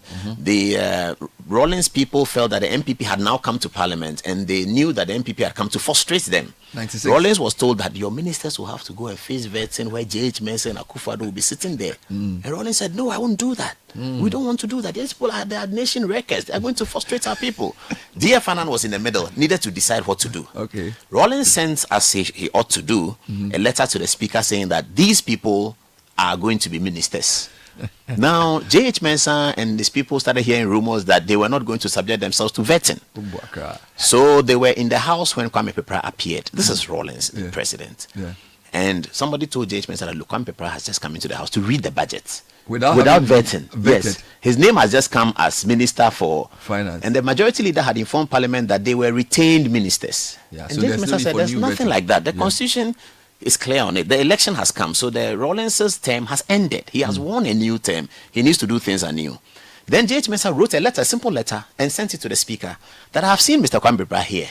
I hope that my writ before the Supreme Court, of which you have noticed, is not prejudiced by the activities of Parliament today. D.F. Annan wrote and said that, oh, don't worry about Kwame Pepra coming here. The Rawlings sent me the list so that Parliament will do its work.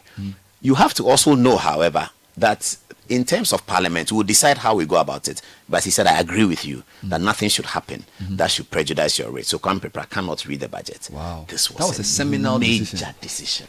Wow. Major decision. Only D.F. Annan could have done this. I don't even know how he explained to Rawlings that Kwame Pepra cannot read the budget. Now, if you consider what has happened today in Parliament, then you will see how strong, because magnanimous D.F. Annan is. This is a dictator turned Democrat. And this is a speaker with nearly a 2/3 majority. Nearly a 2/3 majority. Yeah, because so he could have done anything he wants. But he wrote to J.H. Mensah that I will stand this down. I agree with you that nothing should be done here that will preach, because he was a Court of Appeal judge. He was sensitive to the authority of the Supreme Court, and that really helped. Kwame Pepra didn't read the budget. The MPP had their way, Parliament decided that the consideration in Article 78 must not necessarily be vetting. Parliament should decide what it is. Incidentally, when Ajete became Speaker, he put it in the standing orders. That prior approval means vetting. So today it means vetting. So a lot of what we take for granted today, we needed courageous people very. You have some interesting things around the P/NDC time. I enjoyed who is Ekosfio Gabra. And your story 4, Fanti Confederacy edges out Spew from JJ's cabinet. I mean, and the story came quite early. You've interviewed Spew Gabra a lot of times, and is it true that he was seen as a threat even then by some of the people close to Rawlings in terms of his charisma and his sort of stature, that they didn't really want him to emerge that much within because he seemed favored? When the Constitution came, there was always tension among the PNDC and NDC people in terms of those who were NDC and those who were PNDC. There was a bit of tension over there. And among the PNDC, there were those who were UP, Obeda Samuel, Mama Idrisu, Alaji Sifu Ali, and others. And those who were CPP, Johnny Hansen and the rest. Rawlings himself appeared more UP than CPP because of his father-in-law and his relationship with Buzia's wife and all of that. Rawlings appeared when perhaps his Achimota school background. He appeared more UP than. And so it appeared that he favored the UP people, PV or Bain. Some of the strong guys in his cabinet were... And all of them, a lot of them were UP. And they also ceded the chairmanship of the party to the UP group. Started with Isifu Ali, all the way to Dr. Kwabenaje. These are all UP. Kwabenaje was a PFP member of parliament for Victor Usu's party. Obeda Samuel, yes, all the chairman of the MPP, NDC, so it was as if the NDC chairmanship was ceded for the UP tradition. So that was the division in blocks. Spew Gabra came from outside and instantly was favored by Rawlings. Spew Gabra was beginning to look like the new effort.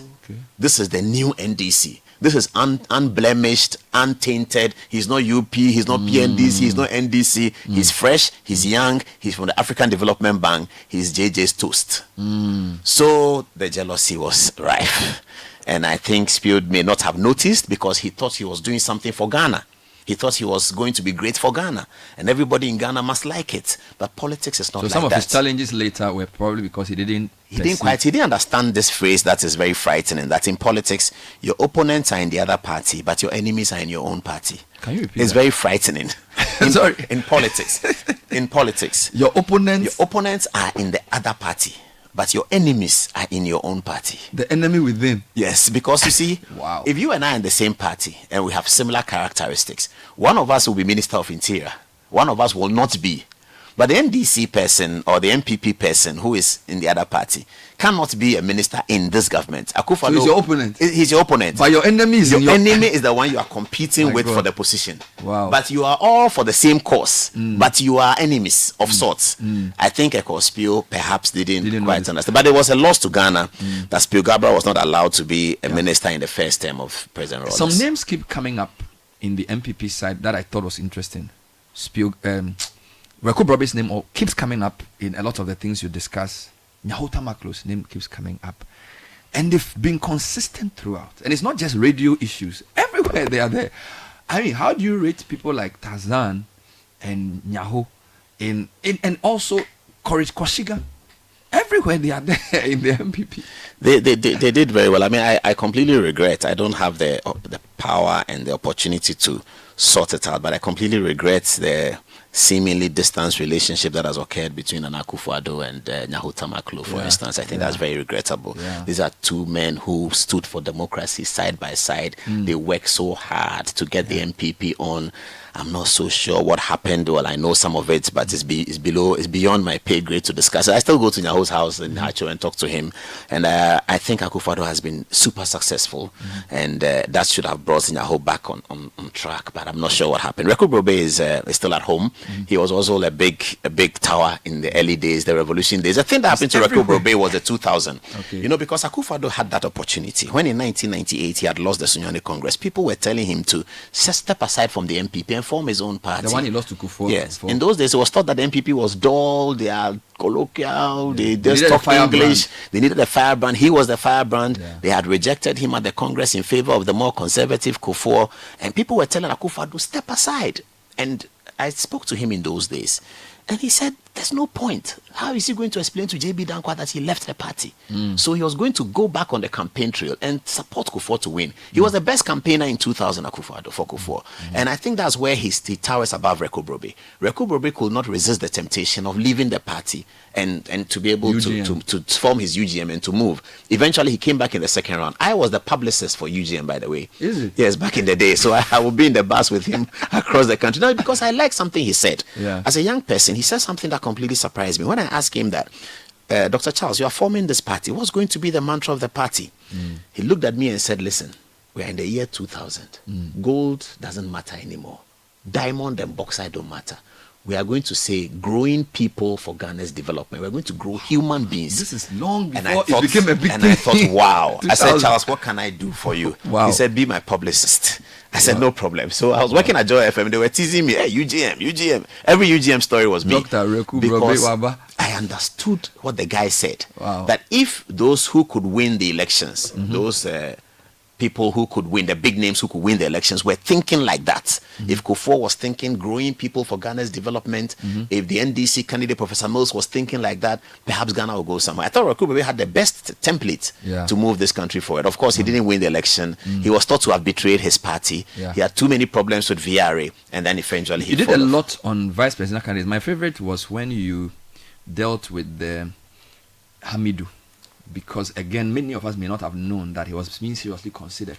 And what was interesting was how a media interview scuttled that with Tony Edu.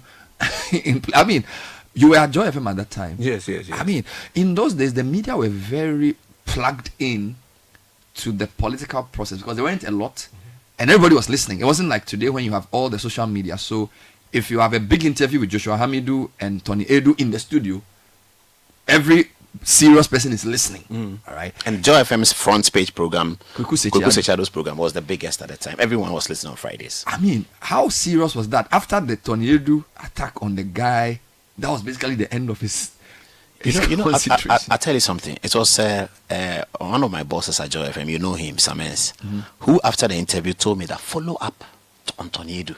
After he left the studio, he said, I don't come. Follow up on Tony Edu. So I had a friend, you know him, Pore, who was doing his national service at the castle. Yeah. So I asked him to check and tell me what happens. And he told me that Tony Edu arrived to a rousing welcome. Rousing welcome. And I said, wow. So we put it in a Joy FM story. That Tony Edu. That reports indicate that Tony Edu had arrived to the castle to a rousing Everybody welcome. was listening. Tony Edu was Deputy Minister of Defense. And I went to his office the next day. The same day in the afternoon. I went there. He was sitting down, sipping on his beer. And he said, how did I do? I said, you know what you did, Minister. You know what you did. Well, you need to get the book to read that. That was a bombshell. I mean, so the story is that Hamidu came into the studio and argued with Tony Edu. Tony Edu came with an agenda, and Kweku Sechado was quite upset. Tony didn't know that Tony had an agenda. Tony started with, he was very belligerent. Yes. You are going to give me the same time. Kuku said, calm down. Front page is a serious program. We don't do that. We'll give you the same time. Then he started looking at his watch. Then Hamidu spoke for 25 minutes. Then when he said, okay, now let me tell you, your guy spoke for 25 minutes, Mr. Sechado. I'm speaking for 25 minutes. Yes. Sechado said, go on, but I will interrupt you when I think I need to. By the time he was done, the man was finished. The time he was done, it was devastating. It was terrible. He rose the bones of the Ashantis, Afrifa. It was deadly. It was devastating. Well, you need to get the book to read those juicy details. I just wanted to give one final story before I come to your conclusions. So I enjoy Kwame Pinim because as somebody who likes economics, there's a lot of people who feel that he's probably the best president Ghana ever had because of his strong track record in business, his understanding of the economy, his Yale background, and of course his prison wounds. All right, so when you go to prison and come out, it's part. So he has high profile. And I remember reading the graphic front page, I think 96 or so. I think I was in SSS. But it was such a big deal. My father took the newspaper and clipped it. It's like, wow, Kwame Pinim cannot run for president. Everybody was worried. I didn't really understand it until I read what you wrote. So you lived through those times more with an understanding. How big was Kwame Pinim and how seminal was the judgment that he could not contest as president because he probably it was a big thing. It was big because Rawlings didn't have a challenger. Rawlings didn't have a challenge. And I dare say that it was Kwame Pinim's campaign that gave the impetus to the Kumi Preko, that sort of grounded the Kwame Preku thing, because Kwame Preku had come before Kwame Pianim. And Kwame Preku was the first thing that shook Rawlings a little bit.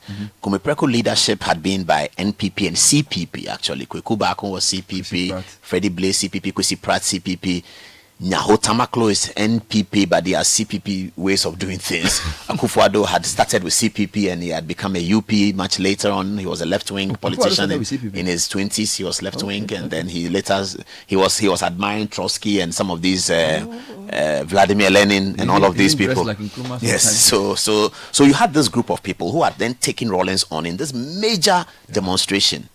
Now, a lot of them were thinking that the demonstration momentum should be carried into the 1996 election. So you need a candidate who can carry that fire. Correct. They were sure that this MPP people, they called them old, they called them professors, they were not going to be able to do it. Then came Kwame Pianim, who had the resources. Safwe Kufuor, Zani Selby, Dubois. The older group. Yes, the younger people, Kusipa, them thought that this guy is not going to do it. I mean, let's get somebody. So Kwame Pianim came out. And they were all so the left-wing people coalescing around him, yes. And yet he's a right. He's a UP guy, and they coalesced around him. We didn't know him, but then he set out to campaign, and he was telling the people what he would do. And then Nyaho Tamaklo was the campaign manager for Kwame Pianim's campaign, and Nyaho coined the song after Nkrumah's song, Nkrumah Showboy. So Nyaho Kwame Showboy, I want to see you, Kwame Pianim Showboy, and the thing was catching fire. And then Kwame Pianim's son married Rupert Murdoch's daughter. Yes. Around that time, Rupert Murdoch was the big media mogul. And Kwame Pianim held a press conference and said Murdoch had promised him a helicopter for the campaign to be able to trudge along the way Rawlings was doing with the military helicopter. So this was the first major threat. But we didn't also notice then as young boys that this perhaps was also a threat to the NPP, because the NPP is a conservative party. They were looking at Kwame Pianim as somebody who was overturning the agenda of sorts. So they were quite worried about Pianim's activities. Which is why the leadership of the party did not wait for the case to finish. They did not quite back him. Yeah, they did not quite back him. Yeah, and again, you have to speak about Akufo-Addo and Ajeti.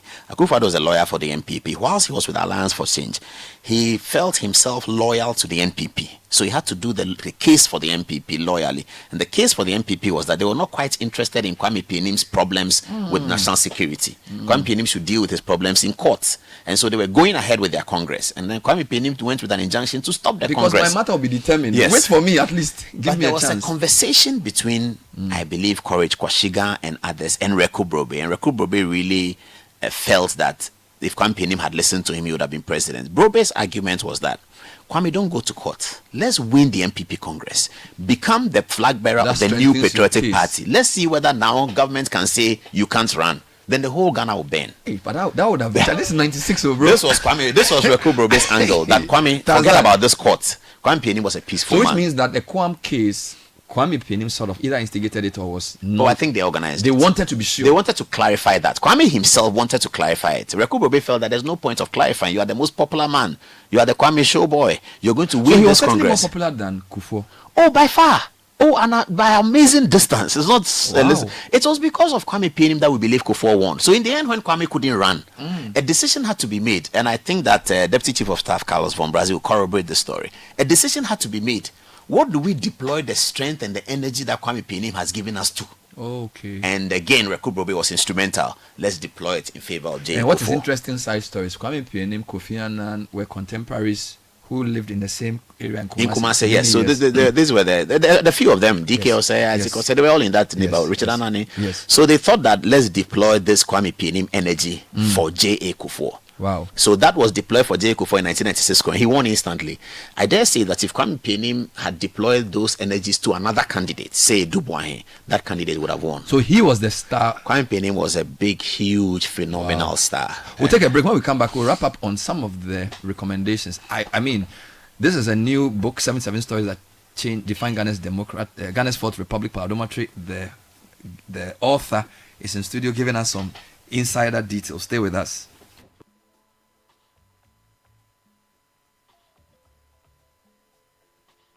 This is the Citi Breakfast Show, the city's biggest conversation. It's time to maximize and grow your business exponentially. Just ask me how. Would you? Bisame. Are you a shop owner, seamstress, trader, mechanic, or artisan? Are you a hotel or hospital owner? Or do you have a phone, a TV, car, house, or any property to sell? Bisame app is here to help connect you to customers. All you need to do is register your business, reach more customers, and watch your sales soar high. With Bisame app, your security is assured. Our trade assurance ensures that your online purchases are secure. Just locate the item you want to buy from any social media platform. Inform Bisame. They will call the seller to bring the item to their office for inspection before you make payment, and they will ship the item to you wherever you are. With our in-app video calls, Bisame app gives you more safety. Download Bisame app on the Google Play Store or the App Store today and unlock endless possibilities. Grow your business, connect with customers, and enjoy success with ease. It's a great time for Ghanaian women. The nation builder John Mahama and Professor Jane Nana Opoku Ajiman will establish the first ever Women's Development Bank in Ghana. A special bank run by women, only women, to serve only women. Yes, the Women's Development Bank will support women's businesses by offering loans at a very low interest rate and on very flexible terms to empower women throughout Ghana. From hairdressers, market women, female graduates who want to go into business, online businesses owned by women, traders, dressmakers, caterers, food vendors, street hawkers, women in the corporate world, women in agribusiness, to other women-led and women-owned businesses in all fields. No one will be left out. With Mahama and Nana Jane at the helm, Ghanaian women shall surely rise. Vote for change. Vote for John Mahama and the NDC. Our city unity. Win big! Just buy any Samsung, TCL, Media, and NASCO electronics and appliances and stand a chance to win free TVs, air conditioners, washing machines, refrigerators, gas cookers, chest freezers, home theaters, small kitchen appliances, and many more. How to enter? Dial *920*888#. Select option 1 to enter raffle. Select region of purchase. Enter item serial number and you're good to go. Increase your chances by buying more to enter multiple times. Follow us for weekly and monthly winner announcements. Terms and conditions apply. This is approved and regulated by the National Lotteries Authority on the Caritas Lottery platform. Hey, Amma, so with all the skill you have in dressmaking and soap making, wouldn't it be a good idea to run a full-time business? Sure. In this economy with so many taxes, do you think this insensitive MPP government cares about your businesses? I don't want to be killed by taxes before my time. Why? You see the thing we am at the top. Charlie, small bets we are chop. Like if you see the tax way government take put for the money top. Kwame is right. I can't even send my mother money for her medical bills now. Because look, the e-levy alone no be easy. Oh boy, buy some ride make I take do Uber. Go see the tax way day for the pots there. It dey cost past the right safe. COVID levy all day inside. Me, I'm not surprised that the liar who promised to move the nation from taxation to production has come due. Elections have consequences, so as for me, I've made up my mind to vote for GM and the NDC because I trust them to keep their promise to exempt small and micro businesses from VAT, grant 2-year tax holidays for new businesses like mine, scrap e-levy, COVID levy, betting levy, and emissions levy to ease hardship. In fact, I can go to the bank with JM's word because he is trustworthy. Charlie Kojo, your mind for deal. It is time for change. Vote for change. Vote for John Mahama and the NDC. Come on. Good boy. Honey, look, he's crawling. Wow. Good job. The new Cerelac Wheat and Maize has the combined goodness of wheat and maize grains fortified with iron, vitamins, and minerals also found in fruits and vegetables. To prepare the new Cerelac Wheat and Maize, just add milk. Enjoy your little one's big moments at less cost. Cerelac, care for them. Count on us. This advert is FDA approved.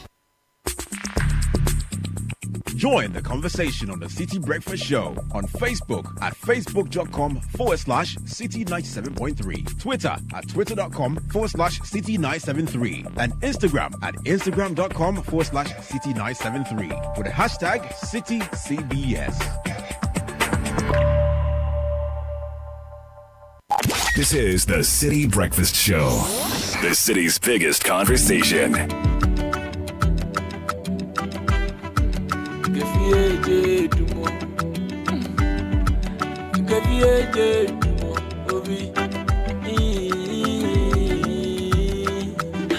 Mama, we majushi. Atamanka, my osolo adenusu. Lawyer would then go wine. Ijamo wada bobi mbechimi. Sana yaminku anyipada sengi doleko. Samana na mabufi. Busy.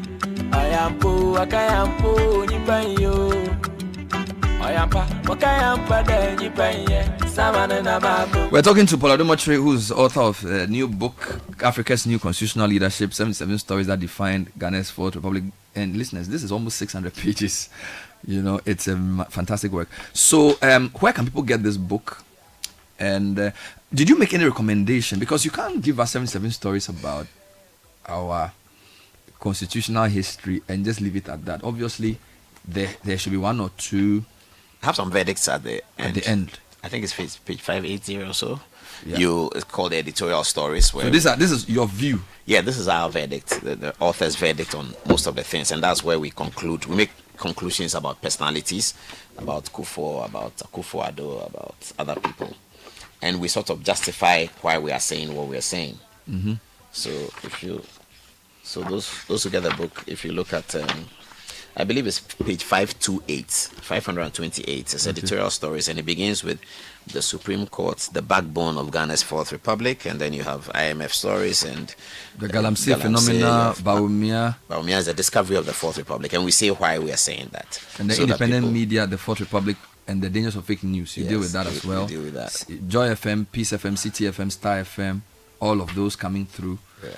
And then the Akufo-Addo, the most important politician of our Fourth Republic. Yeah, the most impactful politician, and we analyze why we say that. So we do mobilization, demonstration, and influence, and campaign and elections, conciliatory politics, enhancing media plurality, expanding the franchise. We say that Akufo-Addo is leading on all of these categories. If you look at democracy, these are the pillars of democracy, and you look at how it has applied in Ghana's Fourth Republic, you will see that Akufo-Addo is being the most impactful in all of the areas. Conciliatory politics, for instance, we say he's the only politician who lost elections by 25,000 and accepted the verdict when 8 million people voted. That was very important. Enhancing media plurality, we talk about his work with statesmen, and especially the repeal of the criminal libel law.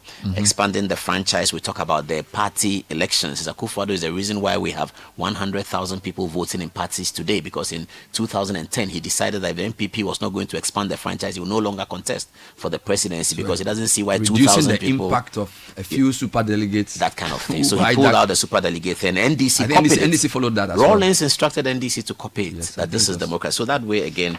You also described Kufuor as the most stabilizing factor and the anchor of the Fourth Republic. That's a big thing to say. That is so, because Rawlings was able to stabilize the Fourth Republic by and large from 92 to 2000. But everyone was wondering, when the military man is not there, what will happen? This Kufuor comes in as a civilian, very similar to Buzia. Buzia had been overthrown 2.5 years. Liman had been overthrown 2.5 years. This is the first time we're having a proper civilian, as we say in law, civilian qua civilian, who is ruling and controlling the military. This is not a military man controlling the military. It's a serious thing. How was that going to happen? And Kufuor did a stupendous job in putting things together. He put his brother at defense first to start with. This is a medical doctor with a lot of temerity, maturity, and Kufuor did a sterling job. And when he took over, we had more military rule than civilian rule. And he needed to cross the first 4 years. He needed to deal with the Rawlings phenomenon, which was a threat, and he had to deal with it.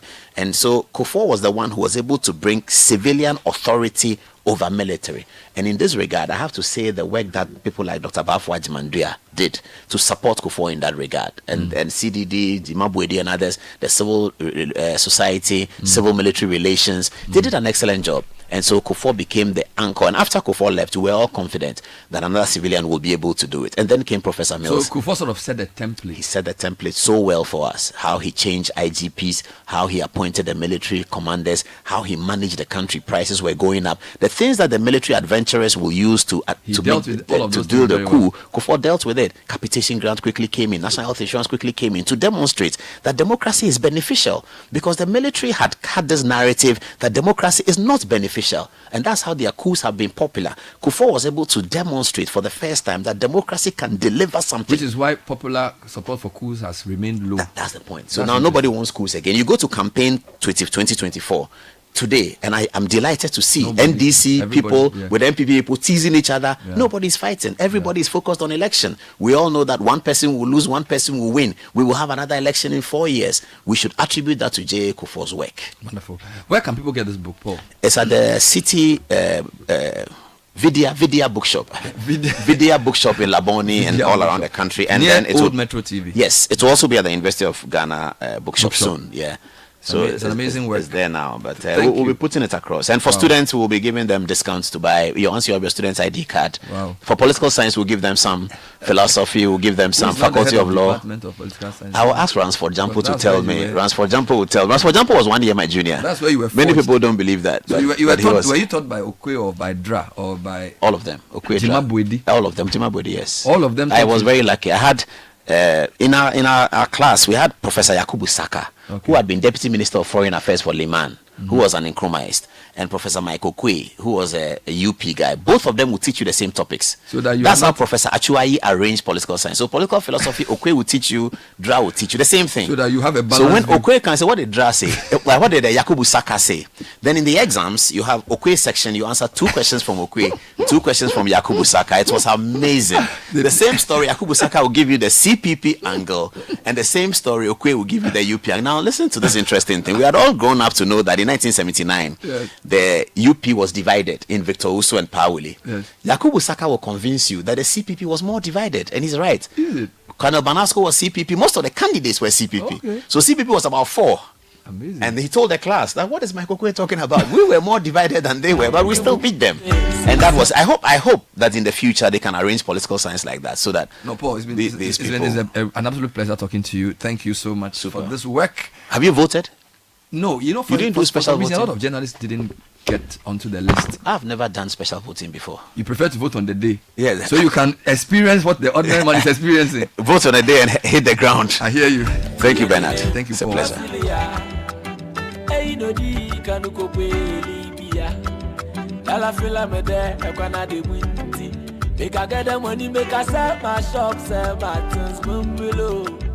When I'm a goddess, when I'm with the good desert, when I'm a madam Saba, I wanna yam Bishabo. Nakuji Minyamina, Nakuni Mulukofiana, Yankusi Munkano, Yankwam baby obo, Yankuko. Betina was Winipo, Yubugudule Sosa, Fimetina, Muobia, Yubugudule Sosa. Well, that's all we have time for today's edition of the show. My name is Ben Adavale. Earlier, I had Richard Sky, Godfred Akoto Boafo, and Nathan Kwao Caleb Kuda all with me. So, yeah, Bubedu Ado is here with Citi News at 10. So, we take it up. Coming up.